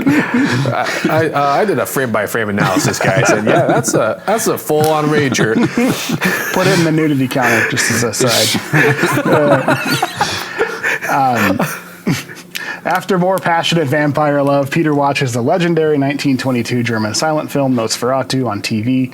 He stares at the TV, mumbling like a mental patient, while Rachel congratulates him for keeping their relationship a secret. Peter is like really starting to snap at this point. And this is where it's like he's watching this Nosferatu thing and he's just becoming a mindless I think he's just drone like absorbing he's what a vampire is supposed to be he through wants to watching these things on TV. And I think from this point forward, he hunches his shoulders like Nosferatu he does. The Nosferatu look, around. and then when he has the teeth in, he starts doing the like hand thing that Nosferatu does all the time. Which I found out Nosferatu was originally supposed to be about Dracula, but they couldn't secure the rights to it because Bram Stoker wouldn't sell it to some random German film company. So they made an original character, but the spirit of the movie is supposed to be that it's Dracula. The next morning, Peter's happily singing in the shower, and he lets an invisible Rachel join him. Yeah, it's where he's like, come in the shower, and there's literally nobody there. Sure, so it's another one of those. Come right in. You don't. Sure, you're right. It's where you get an actual glimpse of the real world and what's happening, not what's in his head. Yeah. We cut to Peter staring at himself in a mirror with a crazed look on his face. He tries to touch the reflection, pretends to burn his hand on the mirror before casually walking away, as if he'd been rehearsing for a play. Yeah, I think that was when he was like rehearsing the look, the vampire look. And it was right after he had watched Nosferatu the night before, so that makes sense. Yeah. In the kitchen, Peter spots a cockroach scurrying around on the stove. He does what anyone would do in that situation. He picks it up, studies it for a second, and scarfs it down, obviously hating every bite. Can I hit you with a quick fact here? Yeah. So please. This was all Nick Cage's idea. The director was like, originally they were supposed to eat a raw egg or something like that. He was going to like spill a raw egg out and eat it or something. And Nick was like, no, that doesn't drive home what's going on in this scene. And he did it on the first take, and the one that is in the movie is actually the first take, but the director made him do it 3 times. And they actually themselves discussed their differences that they had on set, like in the scene where he rips up the letter that he gets from Jackie. The director wanted him to like take a step back and like move over to one side or something like that, and Nick was like, I'm not going to do it. I'm standing completely still and I'm going to rip it up. And they fought for like 20 minutes on set, and like Nick finally got his way on it. And this was another thing, was like, I'm gonna eat this fucking cockroach. And and the director was like, okay, then we're gonna do multiple takes of this thing. The director said that they only did 2 takes, but everybody else has said that they did 3. So he had to eat 3 cockroaches. And he said every muscle in his body told him not to do it, but he did it anyway. And apparently it's become like a major thing because PETA, of all people, went after him because he ate a fucking cockroach. And it's a cockroach. It's not like he's eating a mouse or eating a dog or something. He's eating a cockroach. And Nicolas Cage actually said, like, you know, if any of you can actually tell me that you've never used a can of Raid to kill cockroaches in your own house, then I will concede that you're totally right. But it's a cockroach. Who really cares? Yeah, I thought that was a fun little... Like, that's so awesome. He added it to the movie. That was not supposed to be in there. Oh my god! It's not quite on the level of like pink flamingos eating dog shit off the ground, like the John Waters movie with Divine eating dog shit, like actual dog shit off the ground. But it's still like think that's a good that's a good show of the devotion to his character in this movie, his performance. Yeah. Especially if he's like all revolted by it, because that's You what can tell the he is character would be really doing. disgusted by it when he's doing He's it. like, Yeah, when he hits that first crunch, his face changes, and that is genuine. And then he turns off, and it looks like he's gonna puke. Because he like turns, and I'm sure and he the thing's spit it out behind him. immediately. yeah. Yeah, Which, the thing's like right behind him, and they cut right after that. And I was It's like, so oh good, man, I though, think that because- was legit. it makes way more sense than a raw egg. And also, again, it's like it's the Renfield thing. Like, he eats flies throughout Dracula and stuff. So he's eat living things, and all he can get are flies and mice and shit in his cell. So it is like that. He thinks he's turning into Dracula, but he's really just turning into Renfield. Yeah. Back at Peter's office, it's Friday, and Alva has decided to take herself a nice little 3-day weekend by calling out sick. I guess the crazed maniac speech from the night before didn't quite drive home the work ethic Peter was hoping to inspire in her. He needs to read some leadership books or something, you know? 1 minute manager. He needs some- We see Alva at home with her mother, who is pushing her to go into work while she explains that she hates her boss and wants to quit, which if she had, this movie would have ended very differently. Peter whistles to himself at the office and tracks down Alva's address and decides to pop in on her to see how she's doing, like any concerned boss would do. Alva is busy ironing shirts in her bra in front of an open window when Peter knocks on the glass. She, of course, is shocked to see him, and also equally shocked to have someone see her in her underwear, despite being in full view, like just right in front of the window. What are you doing here? Shades aren't even drawn. Yeah. Peter sweetly offers her some soup because he really cares about her. It's just like a packet of dehydrated soup. It's not even like he took out of the work break room or something to bring it up. Somehow he talks her out of calling the cops by telling her he wanted to let her know how bad he felt for his unhinged, bulging eye speech from the previous night. She opens the door for this lunatic, where he explains that the most important thing to him is her health, and she admits that she didn't come into work because she was afraid to go to work without having found the contract. It's not an actual sick day. Yeah. Peter expresses remorse for his actions and tells her the contract isn't important anymore. He then offers to take her back to work in a cab, which she reluctantly agrees to. He opens the door of the cab for her and then immediately goes back into dick mode. Just like throughout the whole scene, it's so obviously a fake nicety that he's using her underwear, but she's so sweet that she believes it. I love the look he gives her, like after he slams the door, and then he just kind of like saunters around the backside of the cab.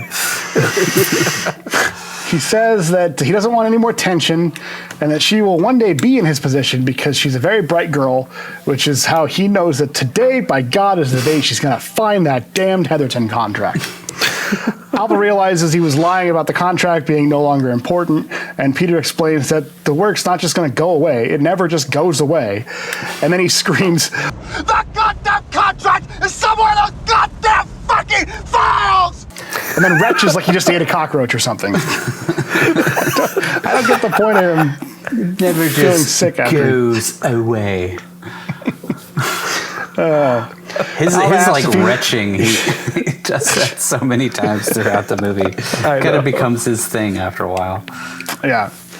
Alva asks if he's all right, and he hits her with an amazing "Shut up, bitch," which is the only use of bitch in the movie, according to the curse tracker from him. For some reason, this all rubs Alva the wrong way, so she asks the cab driver to pull off at her brother's repair shop, which she calls a gas station for some reason. It's clearly not a gas station. There's no gas pumps, but she says, my brother works right at that gas station, which I thought was a lie. Yeah, it turns out it's true. Me too. They just happened to be driving past her brother's gas station, where she tries to get some bullets for her gun from her brother. He tells her that he only has blanks. Everyone Alva comes in contact with in this movie, including her brother, is dismissive about her fears, and no one but her seems to see that Peter is an absolute deranged psychopath. She's the only one who like sees. And she's like, he's like, you're not supposed to even have this gun. And she's like, what's the point of having the gun if I can't use it? Which is a valid concern. And he's like, you're just supposed to scare people with the blanks. Which again is not like, you take a shot at somebody, They're gonna know and immediately. they don't get shot, and they're gonna be like, oh. Back in the car, Peter spots a photo of the cabbie and his wife, and Peter seems to be jealous of the man's life for a second, but then asks, where's that little cunt, when Alva takes too long. That caught me off guard. I was like, He's a little cunt. he escalated this. Finally, Alva hops in the car and they head to the office. Peter's pissed about how much a cab ride all the way to the frickin' Bronx costs and chucks the money at the driver who has probably seen every kind of nutcase in existence. Oh, he goes all the way out to the Bronx. Takes it out. He said he spent $20. So he spent $20 going to her house, and then it's like 44 something to come back. Oh, okay. So I guess it would be $20 both ways, and then an extra $4 for sitting at the repair station or whatever. Yeah, glad that $45 in 1988 was $99.78 in today's money. So he spent $100 just to go harass Alva. Pretty spendy cab drive all the way out there and back. Yeah. I mean, you think that's what, 2, 3, 4 hours? I don't know how long travel is. I mean, it's probably like an hour out, hour back, depending on traffic. But yeah. And I think this was also a way to show, I know it's a little later on, but he opens his wallet up and like he's not actually as rich as he thinks he is, or he acts like he is. He does. Yeah, he like opens his wallet and you only see that he has a couple bucks after he chucks his money at the guy. And he freaks out about it, which is like, he's he's mid-level manager. He's not like CEO guy rolling in the dough. Yeah. Act 3, the resolution. All right, Act 3 starts with Alva back at her desk, again sifting through files to try and find those goddamn the Heatherton contract. Peter makes a ton of HR violations by creepily walking up behind her, putting his hand on her shoulder and telling her that he just shelled out $50 to get her back to the office before pulling her ponytail and saying that she better make it worth it. I mean, even in 1988, I think you could get fired for that. Yeah. Next, we see Peter in the bathroom where he washes his face, then looks in the mirror to see that he no longer has a reflection. This, of course, is all in his head because we can see him in multiple mirrors in that bathroom, which is hilarious. Yeah. He freaks out and asks, Oh God, where am I? before someone yells from inside a nearby stall, "You're in the goddamn crapper and I'm trying to take a dump. Either shut up and leave the acting lessons for home or go back to the ladies' room." And I'm sure more than a few people have made that same comment while watching this movie. Shut up and leave the acting lessons at home. Oh man. Peter runs back to his office and tells his secretary to tell anyone who calls that he's out, and then makes a noise, shuts the blinds, and slumps in the corner, trying to rationalize his transformation into a vampire. Tell anyone who calls I'm out. I'm in a meeting. Are you all right, Mr. Lowe? Tell them I'm in a meeting. Yes. I love his whole performance in that little call. Just tell him I'm in a meeting. After most everyone is left for the day, Alva finally finds the goddamn contract and excitedly takes it to show Peter, who is slipping in and out of reality, being feasted on 1 second by Rachel, and then explaining to the cab driver and his wife from earlier that he hasn't found the right woman yet. Just completely out of his gourd at this point. He opens the door for Alva, who is excitedly holding the contract, and tells her it's too late. She asks why it's too late, and Nick Cage goes full on bananas. He says too late in a sort of sing-song voice while he flips his head from one shoulder to the other, just getting a little bit louder each time he says, Too late! Too late! Too late! Too late! It's too late, Alva! It's all too late, Alva! This again puts Alva a little on edge. So she grabs her purse with the gun in it and runs like hell. Peter chases her down the hall and then down the stairs to the basement where Alva finally pulls the gun out on him. He eggs her on to kill him while telling her that he'll fire her if she doesn't. That was weird. I'll fire her if you don't kill me. She tells him not to rape her, and he says, "Rape you? I will." Yeah, it's like, I love that. He's like, oh yeah, I should have said that. Oh, okay. Yeah, I'll rape you. Then he starts tongue in the air like Jack Nicholson from The Shining. She shoots at the floor and Peter smacks himself in the face, telling her to shoot him. She keeps shooting at the floor, so he smacks her in the face and tells her she's fired. You're fired. Then Wait, after he fired her, she's not an employee, so you can hit her. Yeah, I guess. Yeah. It's totally justified. Yeah. Then he rips open her blouse and she passes out. Apparently passes out. He kisses her on the neck a bunch of times, and then she is suddenly replaced with a vision of Rachel, who's just laughing away at him in his crazy predicament that he's in now. He realizes what he's done, picks up the gun, puts it in his mouth, and pulls the trigger twice. This, of course, doesn't kill him because the gun only has blanks in it. But Peter takes this as concrete proof that he is, in fact, immortal now. A little Coppola quick fact here. I took this straight from IMDb, so I wouldn't mess anything up. The film portrays Peter shooting himself in the mouth, then remaining unharmed because the gun is loaded with blanks. However, this action would actually cause him severe injury or death, since a gun loaded with blanks will fire compressed gas with the force of a bullet, which is exactly what killed Brandon Lee. Yep. Well, there was something lodged in the there gun. was something that because of that compressed gas, it fired out like it would fire a bullet. It just he was close enough that it killed him. Yeah, I thought that too. I was like, I wouldn't even shoot a cap gun in my face because of the burns too, because there's real gunpowder in the blanks too. So this wasn't actually a blank at all. This was actually an electronic device that just pops that was in the thing. And Nick Cage apparently got really pissed at that too because it kept misfiring. So it would he'd pull the trigger and then it wouldn't fire until after it clicked and stuff. So so it wasn't foolproof, but that's the only way that you could get away with this. And I hope that nobody throughout the years ever decided to pull the trigger on a gun with blanks in it, because it's not going to be a good day after that. After not being able to end it all with the gun, Peter lets out a few boo-hoos, as you do, you know.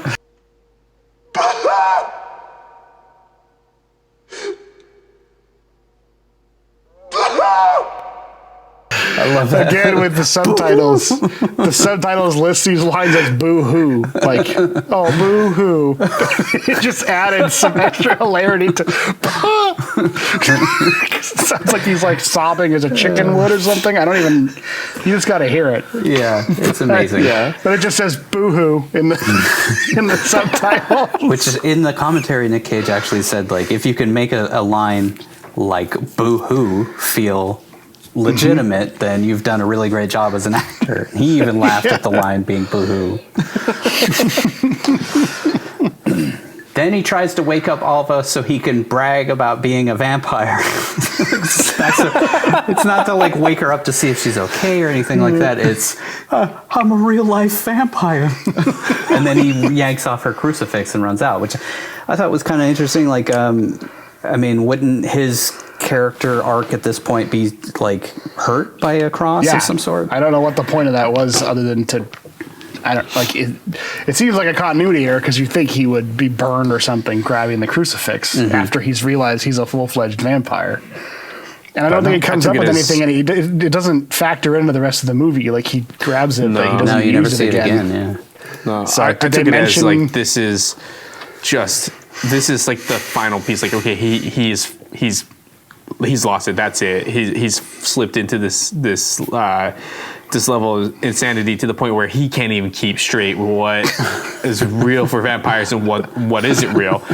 And so that, you know, him yanking that off of there just proves like, okay, without a doubt, he's fully lost his mind and he can't comprehend any sort of reality, whether it's the fictional one that he's been creating for himself or the reality that we all live in. Yeah, I like that. It's a pretty good one. Yeah.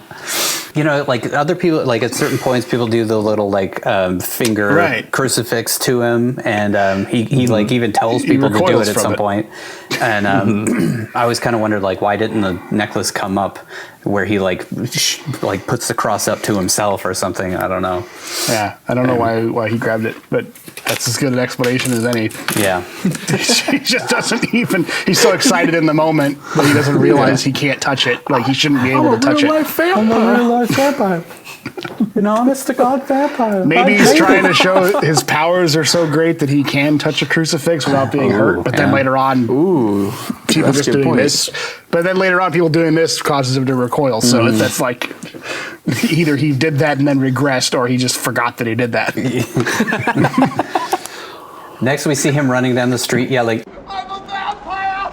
I'm a vampire! I'm a vampire! I'm a vampire! I'm a vampire! I'm a vampire! which is, I'm sure, probably nothing new for most New Yorkers, like seeing something like that. You probably see that every day. From this point on, most people don't really react to anything he's doing. I have a fun fact about that. None of those people were actors. Those are all just random people on the street.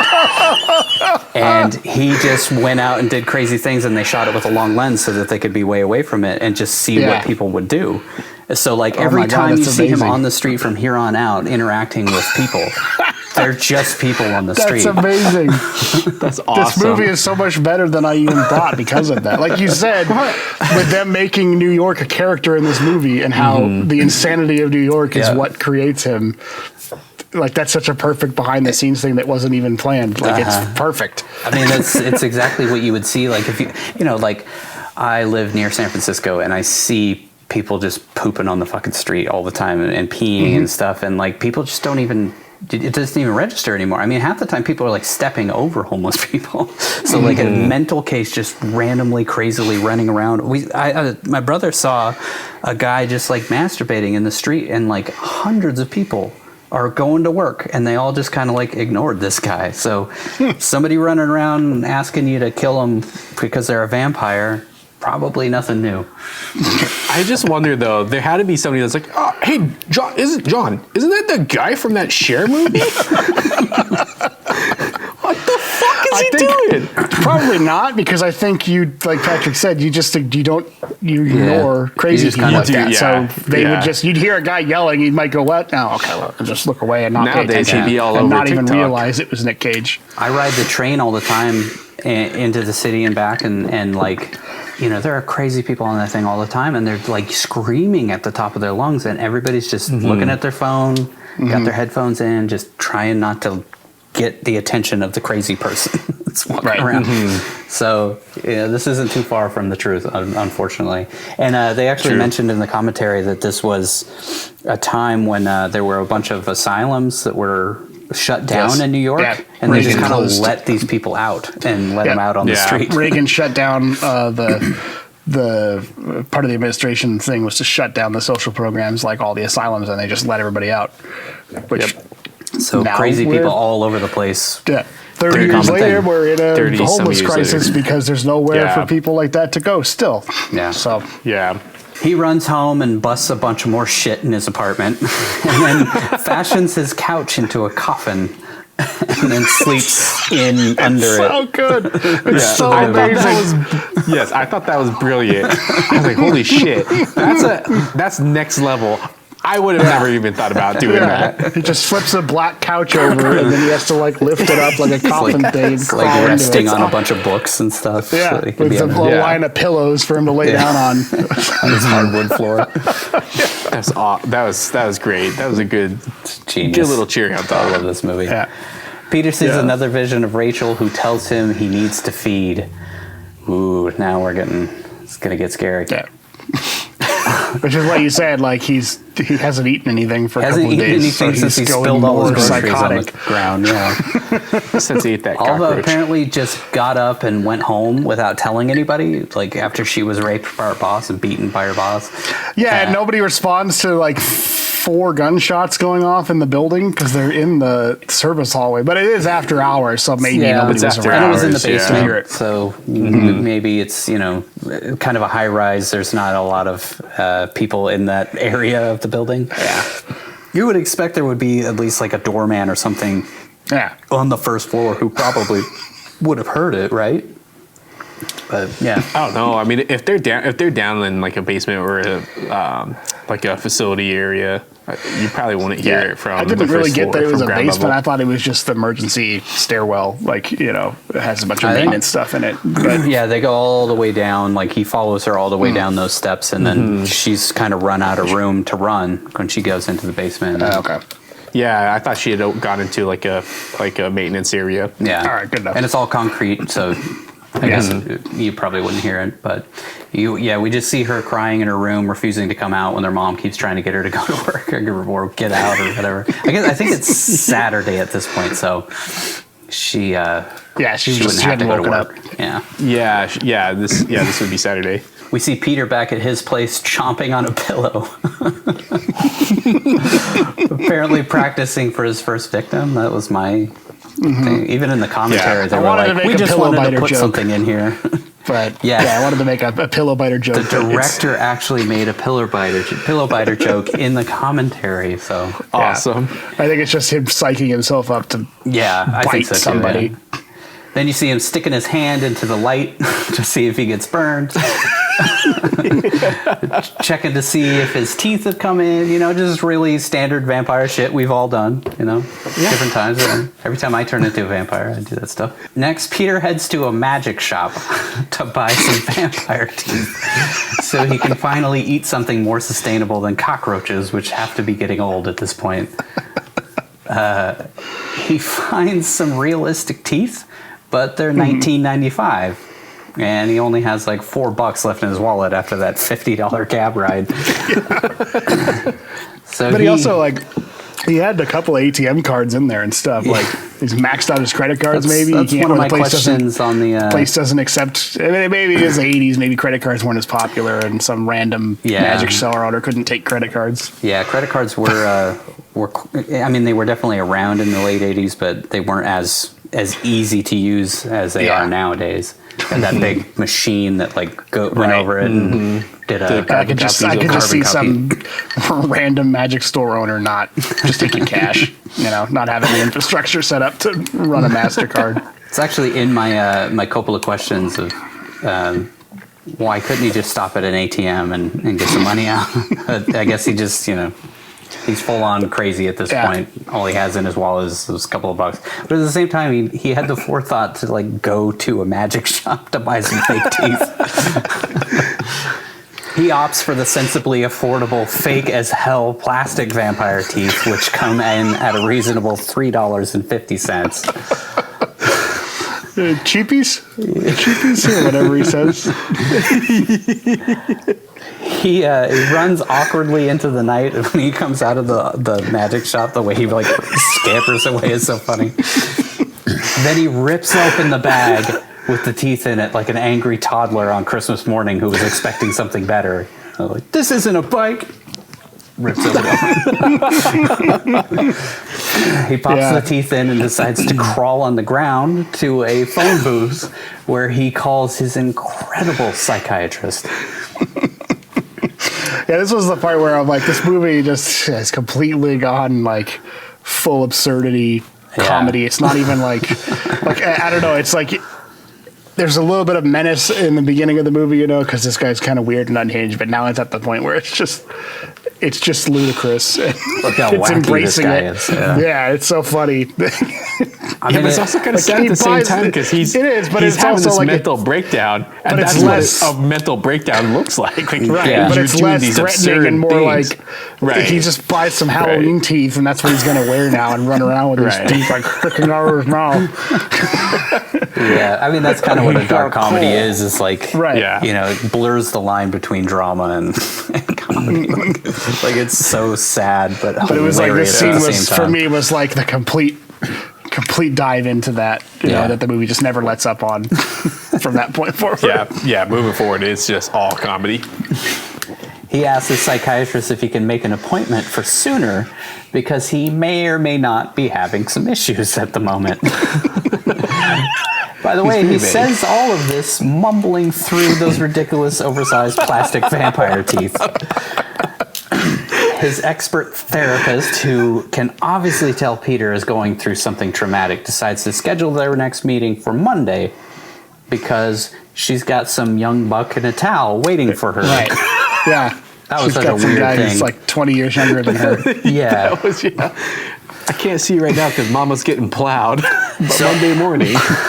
I had this theory, like before actually listening to the director and all that stuff, that was actually, like you said, like a vision, and Peter was imagining Alva's brother for some reason in her apartment, because that guy looks a lot like Alva's brother. He does. Yeah, he does. But in the commentary, it's just like, I thought this would be a funny thing to like make her have a young guy that she's with. Yeah. So Wow. no See, I thought it was intentionality like- to it.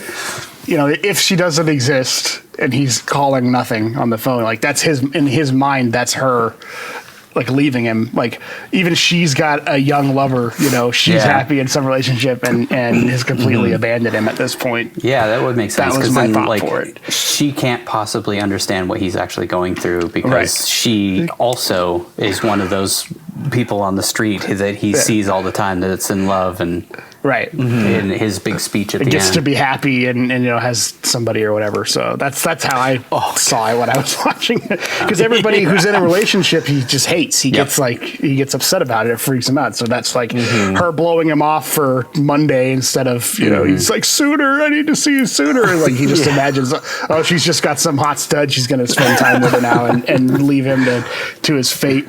Yeah. And that was in his mind. It's currently Saturday night, so this guy who is crying on the phone through vampire teeth, begging for his psychiatrist's help, has to wait until Monday morning to see anybody. Peter, immediately after this interaction that could have ended with her saying something to the effect of, I can't see you right now, but it sounds like you're going through something and I can talk to you on the phone, or I know somebody I can send you to. No, none of that happens. He immediately catches a probably filthy pigeon on the streets of New York and eats it raw. So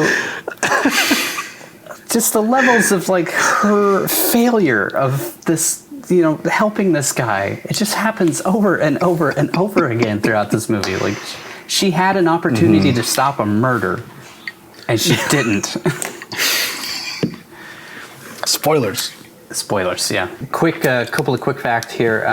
During this scene, Peter Lowe catches a pigeon, and the pigeon was actually drugged so that Nicolas Cage could catch it. I wondered about that. Because I'm like, you ever try to catch a pigeon? It's probably not. You can't even walk up to them. They'll run away or they'll fly or whatever. And I was like, even if you clip their wings, they can usually run faster than you can casually walk up to him like he did. Nick Cage had no idea, even up until the point of the commentary that pigeon was drugged. He thought he actually caught the pigeon. He put that on his resume. Maybe pigeon catcher. The director was like, "No, we drugged that pigeon." Maybe PETA was onto something with the way this film crew. Like maybe PETA was onto something with the way this film crew handled animals. Like he just drugged a pigeon. I might be on their side for once. Peter heads to his bed, couch coffin, with a belly full of pigeon meat, and then heads to bed so that he can have a nice early evening the next evening and greet the next great adventure that's waiting for him the next night. When he wakes up, Peter heads out into the night in full vampire mode. Eyes agape, slumped shoulders, fake teeth and all. Peter heads to a nightclub where he pushes through the crowd and sucker punches the bouncer in the stomach. I have a big question about that for later. Yeah. The bouncer's like, oh, he's a tough guy. Let him go. Just let him go. It's fine. No way I can figure out who did that. Weirdest guy in the world with fucking vampire teeth. He's all dancing in the club. Oh, he kind of looked like that guy, but I can't tell. Can't be sure. Can't be sure. I know he had some fake vampire teeth in, but it might have been a different pair. He might have got the 1995 pair. I don't know. The club is a full-on smorgasbord of sexy lady necks, And in the cocaine glory days of the 80s, no one really seems to think twice about a guy wearing fake vampire teeth walking around with a demented look on his face the whole time. Probably wasn't even the weirdest person in that club that night. Oh, 100% not. That's why people are like, oh man, this guy's really enjoying himself. This guy's having a great time. He's a fun dude. Peter does his best Nosferatu impression as he slinks through the club until he finds the one lone cokehead off on her lonesome. Which is the least believable part of this whole scene. Yeah. It's There's packed just everywhere one, except for that. there's one attractive woman sitting by herself doing coke. Yeah. Not going to one else happen. around. There's no way. Yeah. There would be 20 dudes trying to bang that girl. Mm-hmm. There'd at least be people sitting in the other open booths, you know, just hanging out. They have I found it a super cute exchange between the two of them, where she makes fun of his goofy teeth and his like gestures and stuff. She's coked out of her mind, so it's funny, and he's like, playing in on it. And then he gets a little too handsy and tries to grab at her titties, which is not kosher in her book, even in her coke-addled mind. Even coked out, yeah. She gives him a few quick slaps before he takes a big old bite of cokehead neck. And at last, our vampire finally tastes human blood. He seems a little lachrymose about it when he like stands up and kind of like slinks away. It's sort of like, it's almost like reality hit him in that moment. Yeah. Mm-hmm. And he puts the teeth back in. Yep. Showing that he took the teeth out then, to do it because he couldn't bite her with fake plasticky teeth. And he puts them back on to walk away. Yeah, Sheena, my wife, had a bunch of issues with this of like, would he actually be able to kill this girl with these fake vampire teeth, or even his own teeth? I mean, the idea I think is that he did puncture her artery. And she bled out. There'd be way more blood if that was what had happened. Oh, yeah. There would be. Yeah, I thought she just passed out from fear or whatever. Yeah. Or maybe because I'd actually thought she'd like OD'd or something, like because she just took a hit of coke and this guy's attacking her and she had a heart attack or something and died from it. Heart attack. We did see that newspaper later on that says disco death, you know, that she died in a bizarre murder. So maybe she had a heart attack. She had bite marks on her neck. There's a weird vampire guy in the club. No correlation. Yeah, there's all sorts of little questions there too. He slinks back into the club where all the other people are and has a nice good cough on some people's drinks. Corona. They get up and leave immediately, which, let's face it, that's what everybody would have done in that same situation. I feel like I've actually been in this exact same situation where I'm sitting at a table and somebody comes and coughs or does something weird or like, you know, is doing drugs or something, like and we all are like, up. Okay, maybe we should leave. But, you know, this is actually like a really good way to get a table nowadays, if you think about it. Like going to a really busy bar and just cough right on their table. You get that table right away. In the face. Yeah. Or to get jailed for 30 days. Right. Yeah, that's true. He slumps down in a corner and Rachel appears. He's happy to see her, but she shuns him and calls him pathetic before spitting in his face and then revealing her new boy toy, Donald. Again, mirroring what happens with the mimes earlier, where he slaps her and she spits in his face or whatever, or she slaps him, and there was that exchange again, which is why I was like, well, maybe that was just in his head. Maybe. I mean, that's how because like that's in his mind. That's how relationships end. Which kind of how all of his relationships end in this movie. I mean, his relationship with Jackie ends through a note, but you know. Peter professes his love several times as Rachel walks away, leaving Peter to vomit cough violently, which is one of Peter's signature moves in this movie that I love. Well, he did get bit by a bat. No, he didn't. No, he didn't. I forgot he didn't actually bite him. No. I was making a Corona joke, but whatever. He did eat a pigeon. He did eat a pigeon just right before that. And he probably has like a bunch of blood in his stomach right now, which is probably make you kind of sick. Next, we see Peter grab the real Rachel, who is dancing with her boyfriend in the club. She has barely any recollection of who Peter is. He, of course, is covered in blood and looking like a mental patient, so you can't really blame her. But this is apparently the real, actual Rachel, which, led me to some questions of, like, did he see her as he was coming into the club? Or how did he even know she was there? That's a whole weird, like, kind of plot hole to me. I don't know. What are the odds that she would be dancing at that club at the same time, unless he's been stalking her this whole time? Peter gets into a tussle with Rachel's boyfriend and tries to see if Rachel has vampire teeth, which of course she doesn't. Then Peter screams, "You're breaking up with me after I sucked that broad bone dry," at the top of his lungs to a room full of people. So when they find that cokehead girl's body, it's going to be pretty easy to figure out who did it, right? Yeah, and they that newspaper makes it seem like they have no clue of who did it. That's one of my Coppola questions, because he's also his chest is covered in blood everywhere, all over his face, all over his. Outside the club, everyone makes fun of the psychotic guy covered in blood, and he runs off into the night. As one does. Again, pretty easy to figure out who did this. Right. Now, also, there's a person there who knows him, who he had a tussle with, who may or may not have actually been there. I've wondered about that, of like, maybe she wasn't actually there and he was just crazy screaming in the middle of this nightclub. Mm-hmm. That would make sense. Peter begins ranting to himself, and he reveals that Rachel was a girl that he knew in high school that he was apparently in love with. It was I saw it in the subtitles. He's like, "It's just a girl from high school. She means nothing. I never even loved her in the first place." Oh, I missed it. When he is walking out of the alleyway and then he sees the sun, that's what he's saying to himself when he comes out there.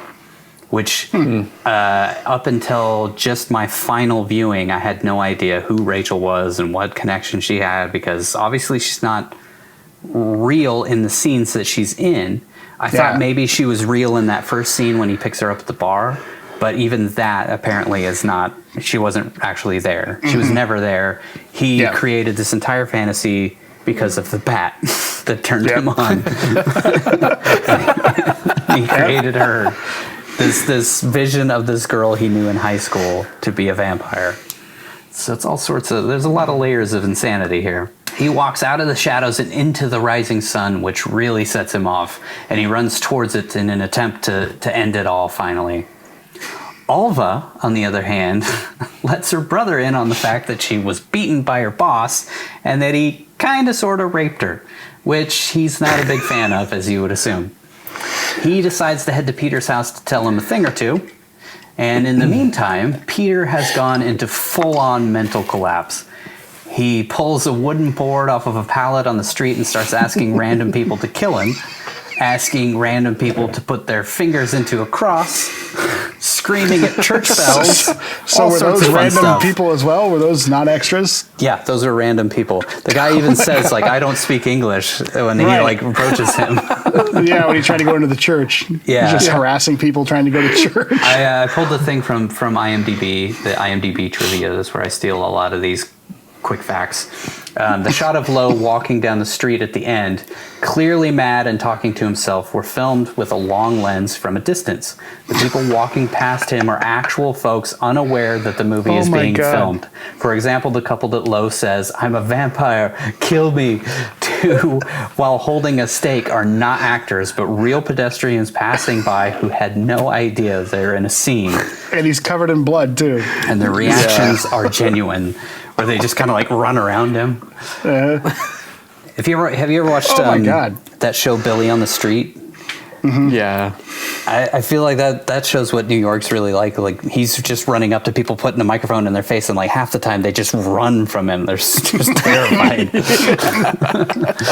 Peter then drags his wooden stake behind him for a while, covered in blood, while wailing at the sky with his eyes closed, walking into oncoming traffic. Again, pretty standard New York behavior. Then he walks face first into a wall and begins having an imaginary conversation with his all-star psychiatrist. He explains to his phantom therapist that he thinks her profession is entirely bogus, which is pretty goddamn true, at least of her. That's the most sane thing he has to say at the time. He tells her that he thinks the answer to all of his problems is love.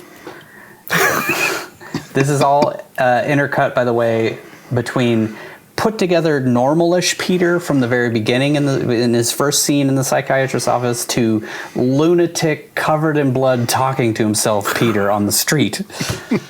Also, he's holding that wooden stake in both his delusion and in real life throughout this entire exchange. He goes on to explain that seeing everyone else in love while he's constantly alone is torture, which Nick Cage actually said that that's his interpretation of the movie, is that loneliness drove him insane. And that he can't find anybody who lives up to his standards. You know, that's why he ditches that girl at the art gallery, even though she seemed like a good girl and clearly into the same weird crap that he's into. And she too was turned on by that bat. Should have been a perfect match. If she would have been in there, she would have been turned on by that bat. She was having a blast with it. She was like, they went out afterwards again and had more fun. The therapist laughs at him because one of her other patients named Sharon is a perfect fit for him, coincidentally. Sharon, who is the next patient after Peter, apparently, comes in and is, of course, everything Peter's ever wanted in a woman. She loves horseback riding, poetry, Vivaldi, and long weekends in the country, which are all of this maniac's favorite things to do. Peter decides life will be perfect from now on and begins to leave the imaginary doctor's office with his new love before deciding that he should probably come clean about a few things. He admits to raping Alva and killing the girl in the nightclub, which is all hunky-dory in the doctor's mind. That is in his head, of course. She tells him to just get on with his big romance with Sharon and forget about such trivial details like the police and the whole being a vampire thing. She says, I'll take care of it or something. She's like, I'll take care of it or something like that. Yeah, she'll take care of the police. You just get on with your love life with this imaginary girl. At this point, I wonder if this is exactly how the interaction between him and his actual therapist would have gone, because she was terrible at her job before. Like, if he said that he raped and killed people, she'd be like, and then suck on her pin for a minute and be like, see, this is we'll see you next week.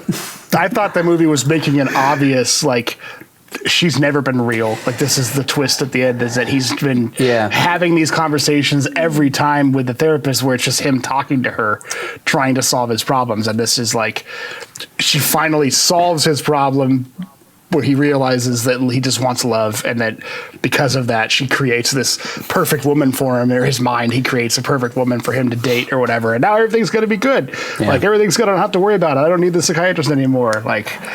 That's what I thought it was going with it. I think you might be right. I mean, that actually feels, why would this dude who thinks he's perfect go to a therapist? Right. From the very get-go, the very first shot of the movie, basically, where he's in that office, is a delusion. Yeah. And that's what I figured. And this was finally that twist there right at the end where it clicks. He's always been talking to his mind, his version of what a psychiatrist would tell him, which is not actually helping him at all, and then absolving him of everything at the end. And that's the payoff. Makes sense. He has a great conversation with himself all the way home, while everyone around him does their best to ignore him. Again, these are all just people on the street. He's just incredible. Having this crazy conversation. Dragging a plank with blood all over his chest. I kind of feel like that maybe that was the whole inspiration of this film, is the writer saw one of these crazy people on the street and he was like, I wonder what their story is. And then he started writing it and came up with this whole thing of it could be a normal person. And just saw some guy screaming he's a vampire as he walked down the sidewalk. And what if that guy thinks he's a vampire? There you go. He tells Sharon that he turned into a vampire last week, as you do, but that's all in the past now. But apparently, imaginary Sharon wanted more details, and Peter starts freaking the fuck out again. Sharon. God damn it! What did I just say? Alva and her brother are waiting outside of Peter's place when he makes his way up his steps, chit-chatting and screaming at the top of his lungs at his new imaginary girlfriend, still carrying his little vampire stake all the way up to his apartment. Like, if he's dropped the whole thing about being a vampire, why does he still have the stake? Alva's brother heads in after him with a tire iron, breaks into the apartment building. As Peter continues his argument inside his destroyed apartment, which is a really fun scene of like watching him interact with his crazy conversation he's having with Sharon. Peter and Sharon's argument gets pretty heated. He calls her a fucking pig before dry heaving again and then scampering under his makeshift coffin couch thing. Like a cockroach. Alva's brother breaks in and throws open the coffin couch, and Peter grabs his wooden stake. He places it over his heart and begs Alva's brother to kill him. With like very little hesitation, Alva's brother just pushes the stake in, and in one last scream, our hero is released from this mortal coil at long last. The end. He gets one final vision of Rachel. At all. And he gets one final vision of Rachel over the credits, saying like, "Dream of me" or something. Dream of me, baby, or whatever. As he's dying. Curtains. Credits. That's it. What a wild ride. Amazing ride that one is. We have a Coppola questions before we move on. But the way that was shot at the end made me think that the brother was never even there. Like, he somehow killed himself. Because the way he pushed it, he just, no hesitation, shoves down on it. It shows this close-up of him screaming as he's dying. And then there's a wide shot, and there's nobody in the room, and he just sort of drops his hands and dies. Yeah, that's true. That he's not there anymore. Like, you don't see him like shove down and then like take off, or you don't hear him run out or whatever. Like, it almost felt like he just watched him off himself or something, and then he just takes off where he's not there, and the delusion finally got to him where he killed himself, thinking like, oh, Alva's brother's going to break in and kill me. Like, it's again, because it's an unreliable narrator, you have to question everything you see from that point forward in the movie, and it just feels like, I don't know, the way that was done was ambiguous on purpose to me. Like, and you don't see a clear shot of him killing him and then leaving or reacting to it or anything. Yeah. So that was one of my. I figured I'd just bring it up now since we just covered it. But that was one of my Coppola's. Like, was Alva's brother ever even there that killed him, or did he just kill himself and imagine that's what happened? There's a lot of those questions of, was this ever real? I feel like we kind of all ask those questions throughout. It just seems really hard to just shove a broken piece of pallet into somebody with enough force to just kill him. Like, I mean, if you're just putting your whole weight into the guy, I guess.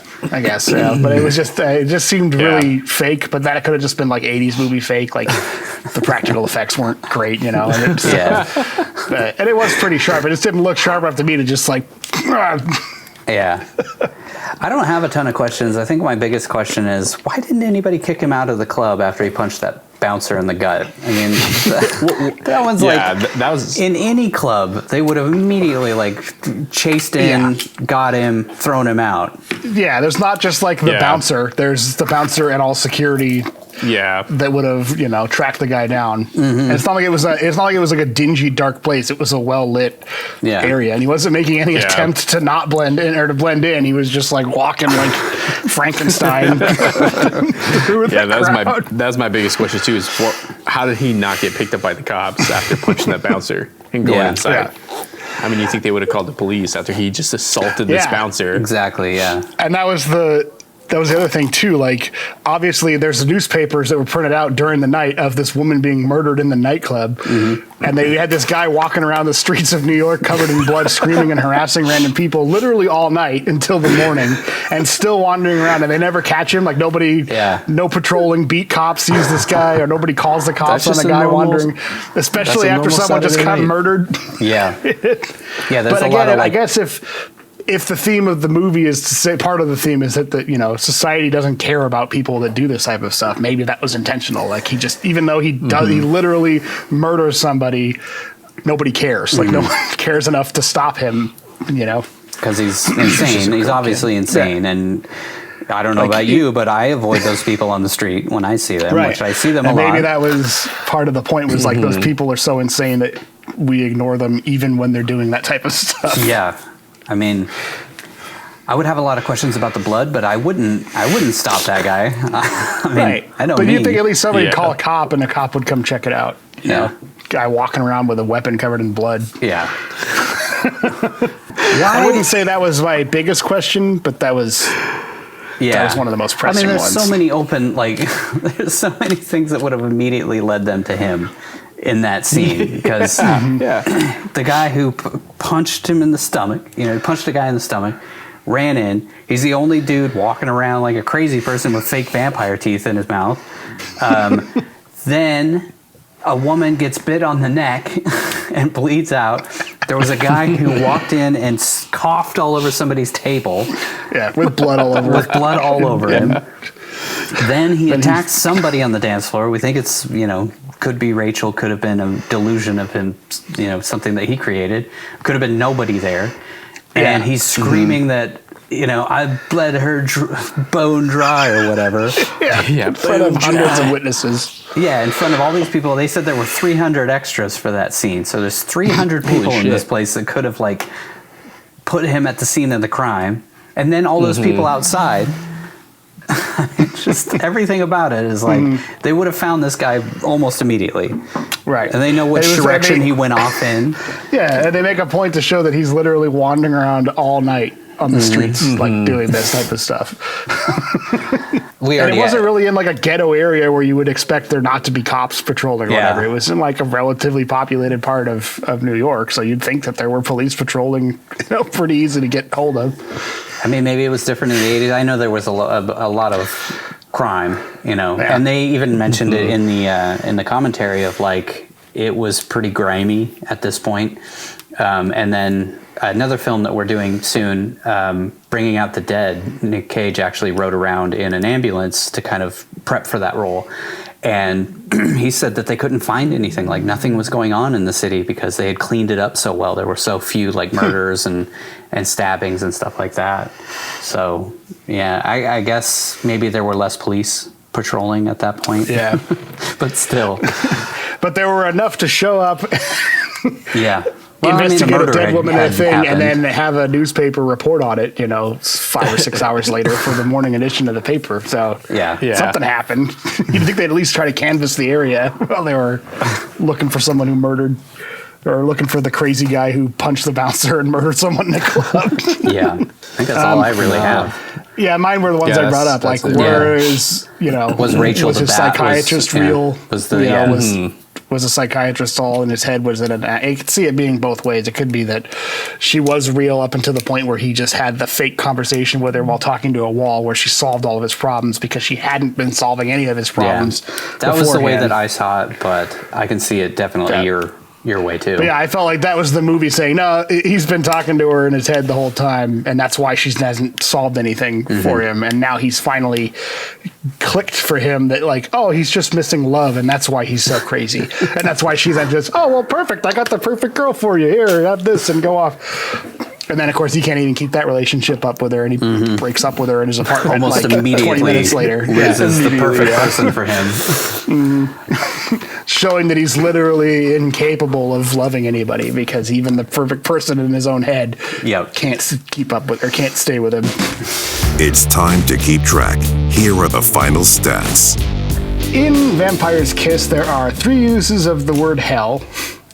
1 use of bastard, which I wasn't sure if I wanted to count it or not, but I threw it in there. 2 uses of damn. 9 uses of goddamn or goddammit or some variation of those. 3 uses of shit. 1 use of bitch, which again was in the taxi ride when he calls Alva a bitch. 6 uses of Christ, which I've also combined into Jesus or saying Jesus Christ or whatever. But in this movie, it was all Christ. He was just saying Christ. 4 that uses when he of covers his ears. Christ. 4 uses of just saying God. 13 fucks. which, is the second highest out of any movie. It was 34 in Deadfall and 13 in this one. Man. And 5 uses of cunt, which was a lot more than I was. Yeah, a lot more than I was expecting. Yeah. Especially for a The movie only in one the that sticks 80s. out in my mind is the one in the taxi cab because Yeah. that one Where is it? genuinely caught me off guard. Yeah, that was the like, first whoa, one. whoa. But then there's other ones when he's raging about something. I can't remember exactly what he says. I think he says the majority gotcha. of them. I think it's near the end after he's having the full on.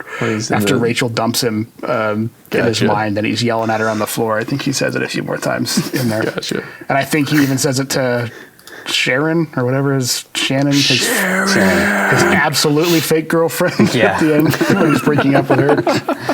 Yeah, total of 47. Our grand total is now up to 125 curses across 4 movies. Wow, 47 in this one and 125 total? Yeah. Jeez. So it was pretty heavy. And again, that's just from Nicolas Cage. There's other swearing and stuff in the movie, but that's just the ones he say. That's our criteria for it. Yeah. On the nudity end of things, we had 2 full-on breasts from Jackie at the very beginning, and then 2 pasties, which I didn't really know how to attribute that because it's the same pasty both times. We never see both breasts; we just see the one breast. So She was presumably wearing 2. you would think, yeah. Every time it's the same angle. Every time she's on him topless. It's always from would that be the right side? Her right side? Yeah. Yeah. Oh man. And then one Nicolas Cage tent. Unconfirmed pants tent, boxer tent in there. I was just really horny. Also, I was just really horny. In this film, we had another kill. He had one confirmed kill of the cokehead. And then once again, our hero for the fourth movie in a row has ended with his death. Eventually he'll survive. I hope. Otherwise, pretty depressing film. Yeah, I'm actually curious how this all shakes out at the end. What the overall percentage? When are we going to have a movie where he times? doesn't die? Because I have watched Color Out of Space, and spoilers. Yeah, I know I've seen movies where he doesn't die. I just wonder what the overall percentage is going to be after we do all 100+ movies of his. Yeah. Like, What's I feel like the mainstream ones are the ones that he ends up surviving in. Yeah, the ones where he has to do a sequel. He's Right. Yeah. he survives. I'm still waiting for The Rock 2. It's gonna happen. Yeah. It's supposed to happen. Back to The Rock. Huh? Well, we'll see how National It's Treasure supposed 3 to happen. goes. Yeah. Oh yeah. How many total kills? If you It's know, 4 for 4. He's only had 1 kill in each movie. Really? Okay. Yeah, only 1 confirmed kill in each movie. I mean, So one he's- was technically he's right not an actual kill of his, but the plane, I put that the on him pilot. though, that pilot. Death on the blood on his hands. Yeah. Yeah, so he's got a good KD ratio right now. It's pretty even. 4 for 4.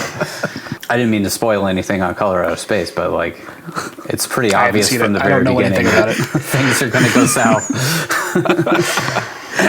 At this point, we just assume he's gonna die in every movie. Yeah. Yeah.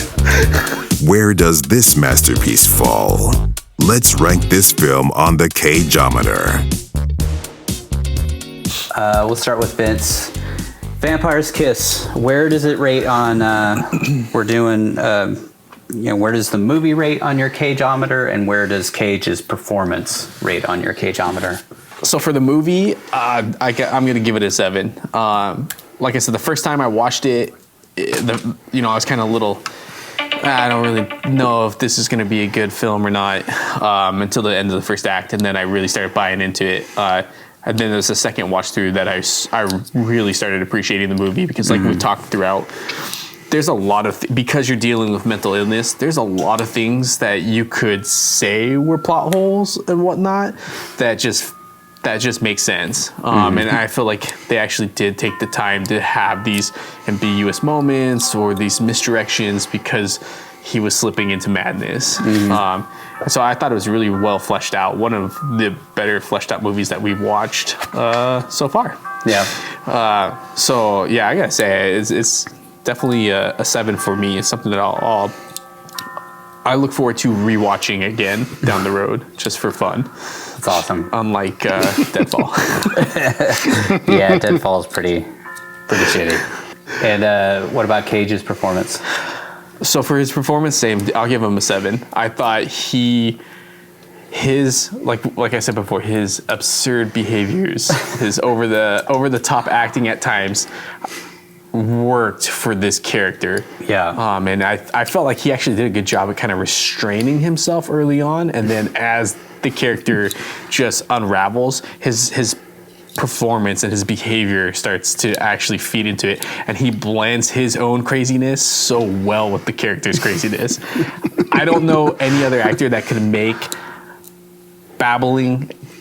angrily babbling through the alphabet as entertaining as he did. I don't know that anybody else could do it like Nick Cage. I don't think so. No, I don't know that anybody would ever make that choice aside from Nick Cage. Like, if anybody else was in this movie, I don't think there would have been A, B, C, D. You know, like, I don't think anybody else would have done that. They probably would have just stopped at, like, I know the contract's in those files somewhere, because who would misplace something? It's all alphabetical. Exactly. And that would have been the end of it, not him going on a crazy rant. So I feel like he did a great job. And then also when his character starts becoming a vampire, he did such a great job at changing his posture, changing his expressions, and kind of living that, becoming that fictional 1920s version of vampires, which is what for whatever reason his character was obsessed with those old vampire movies. And once again, it could have been 100% absurd, but he made it work. I don't know how, it just worked. It fit and it made sense with everything that had led up to that point. It just he nailed that part. So I got to give him a 7 on that. Some people argue that it doesn't work. Some people laugh at this movie and think that it's this ridiculous, absurd movie. But I personally, and I think all three of us, thought it was pretty fucking great. I mean, just kind of a brilliant film from start to finish. Yeah, I mean, there's a lot of little things that I wish were explained, and I feel like there's a lot of little moments that I guess I'll get to it when I talk about my part. But Nigel, where do you put this on the list? As far as movie score, I have to be a little bit more generous than Vince, and I'm giving it an 8 out of 10. Nice. I waffled trying to do a 7, but I'm like, I actually like this a lot more than I think a 7 out of 10 would. Yeah. I'm looking at it like grading a paper, It's like a 7 out of 10 would be like a C, 70% or whatever. I think it's worth more than a C grade to me. It's puts it solidly in like 80%, like B. I mean, it's like a B movie. It's common vernacular associates B movie with worse than that, but I really enjoyed this movie. I thought, like I said, I mentioned in text before, but the script was pretty tight. I think a lot of it was, it sort of buttoned itself up, and it had a narrative that made sense within the movie itself as you go through it. Doesn't make sense as much in the beginning, but as it starts to unravel itself and you pick apart what's going on and realize that this guy is just a psychopath, everything starts to make a lot more sense. Yeah. And that was without even me considering, like you said, the underlying theme of this movie, being the city of New York kind of drives people to be crazy, and that, the entire character of Patrick Lowe is caused by, aside from being schizophrenic or whatever, it's caused by loneliness, not having that human connection with anybody else and being incapable of it. The director, Bierman, he said something that I think will stick with me for a long time is New York, when things are going your way, is the greatest city in the world. And I think that's true with any big city. But when things are not going your way, it is a disgusting, negative, shitty place to be. And I think we get to see kind of both sides of that a little bit. Yeah, with Peter Lowe's transformation from start to finish. Right, because like we said, on paper, he's got everything that somebody in their mid-20s would want. He's got a successful career. He's got, he's affluent enough to have a brownstone. He's got, he's a ladies' man. He can take out gorgeous women on dates. Yep. They're in, you can find women that are into the same things he's into, but all of it falls apart. And nothing helps him. The environment that he's in does nothing to help him out of it. So in fact, sends him down the opposite direction of like, he just gets crazier and crazier because of the city, really. And I don't really know where else to put this in the podcast, but it was something I wanted to bring up when you mentioned how this, like, American Psycho borrowed from this. I got like a much more recent film that this gave me vibes of was Joker.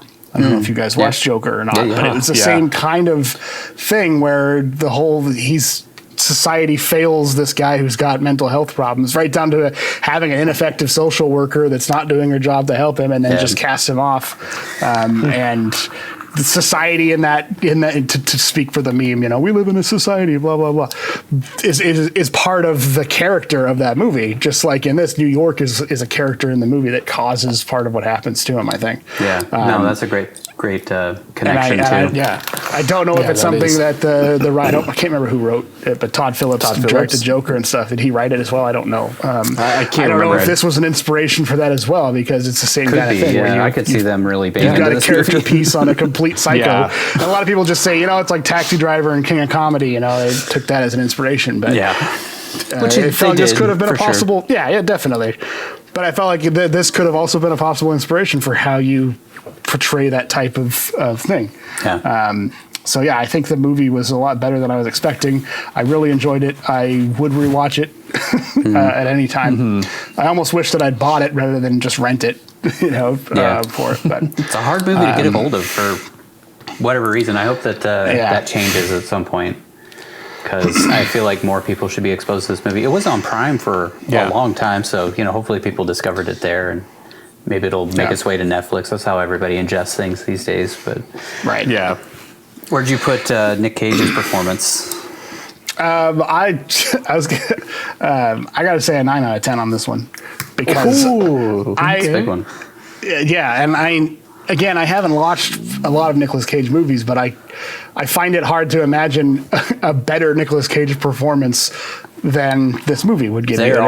There are better performances. And that's why I left some of that room in there. A 9 out of 10 is not perfect. It's about as good as you can expect, especially for someone, this was fairly young in his acting career. I think he only started acting in I looked it up. It was like in 1984. He did like a TV movie or something where he played some part I as a watched teenager. That. Crispin Glover's in it too, and we should do it at some point. Yeah, we should. But I mean, that's this is 4 years after that, and he's already carrying a movie like this. I mean, like you said, this was after Raising Arizona, right? This was, he had experience with it, but the fact that I gave him an 8 out of 10 for Deadfall, and I'm like, I can't give him the same. I couldn't give him the worse score than Deadfall. I couldn't give him the same score because he wasn't a leading person who carried the movie of Deadfall. He carried that 20 or 30 minutes that he was in, but in this, his performance is what drives this movie. And I mean, I'm glad that I picked 9 out of 10, because going over you guys, how much he even injected into this character, like eating the cockroach,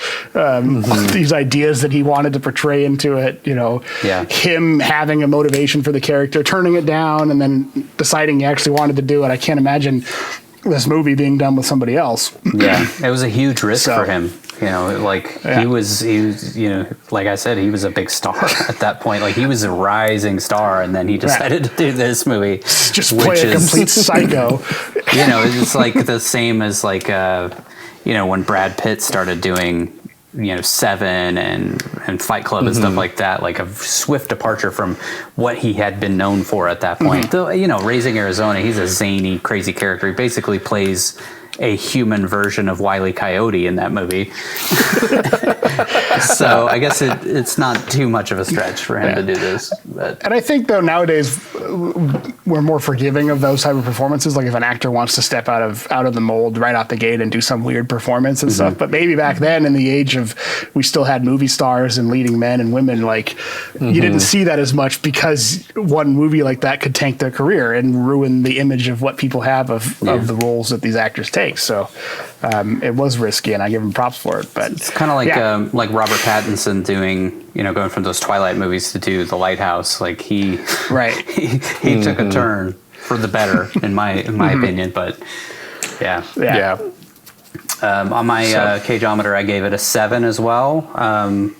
I love this movie. I've been really wanting to force other people to watch this movie for a long time because I think it's so goddamn brilliant.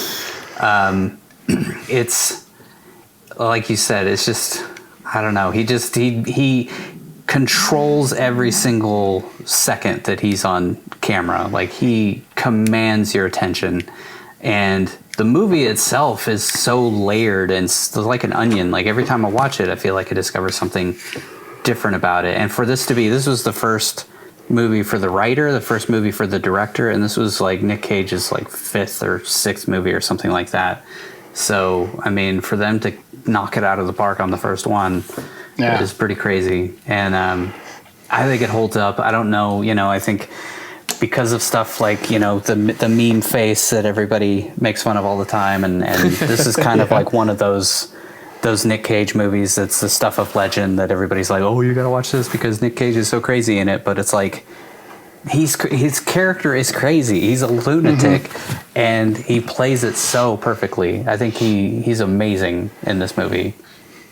I gave him an 8. I didn't give him a 9. I don't remember what I gave him for Deadfall, but I feel like his performance in this is so good. But I have seen better Nick Cage performances, which is amazing.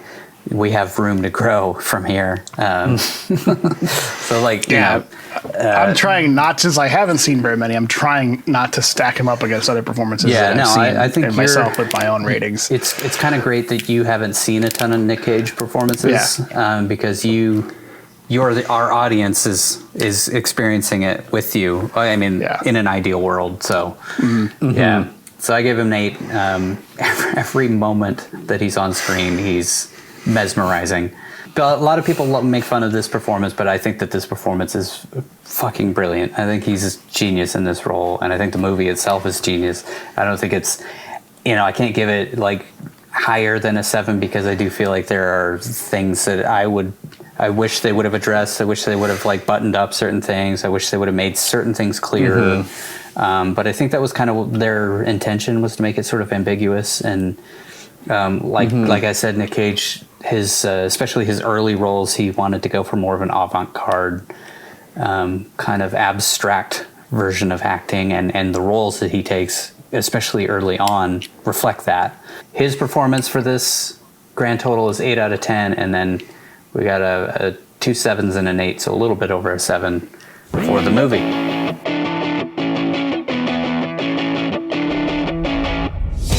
Here it is, the moment you've all been waiting for. These are the cagiest moments of the film. Yeah, well, fuck you too, sister.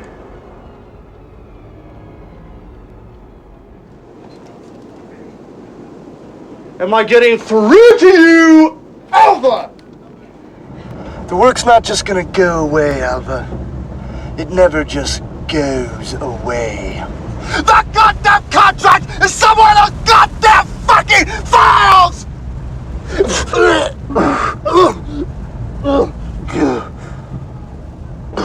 Are you alright, Mr. Lowe? Shut up, bitch.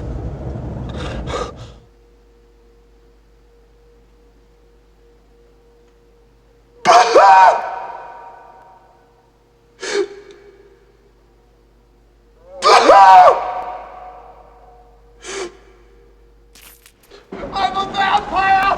I'm a vampire! I'm a vampire! I'm a vampire! I'm a vampire! I'm a vampire! How could somebody misfile something? What could be easier? It's all alphabetical. You just put it in the right file, according to alphabetical order. You know, A, B, C, D, E, F, G, Peter. H, I, J, K, L, M, N, O, P, Peter. Q, R, S, T, U, V, W, X, Y, Z! Huh? That's all you have to do! Very good. You know your alphabet. I never misspelled anything! Not once, not one time! All right, that's it for this episode of One Cage at a Time. Be sure to drop us an email at onecagepodcast@gmail.com to let us know if we missed anything, or hit us up with suggestions to improve the show, comments, compliments, or to simply gush about the legend that is Nicolas Cage, or make fun of the way that I say Coppola, whatever. Write us there, onecagepodcast@gmail.com. In our next episode, we'll be talking about the H.P. Lovecraft adapted tale and modern classic, Color Out of Space. After a meteorite lands in Nick Cage's yard, he and his family battle an alien with the power to infect their minds and bodies, transforming their quiet farm into a technicolor nightmare. Make sure to check it out wherever fine films are sold or on your streaming service of choice. Until then, we'll say goodbye the way we do each and every episode with our Nicolas Cage quote of the film. I guess I was pretty horny, pretty keyed up from being with the girl right before. I was drunk too. That was it. I'd had a little to drink. I was a little drunk. Plus I was horny. Thanks for listening to One Cage at a Time. Visit us online at onecageatatime.com or follow us on the social media platform of your choice for more Nicolas Cage goodness. Don't forget to like and subscribe to our YouTube channel, and if you really like the show, become a member of our Patreon where you can download unedited and ad-free episodes, as well as listen to our follow-up show, Back Into the Cage, where we re-examine each movie to discuss what we missed the first time around, answer listener questions, and wax poetic about the man, the myth, the legend that is Nicolas Cage.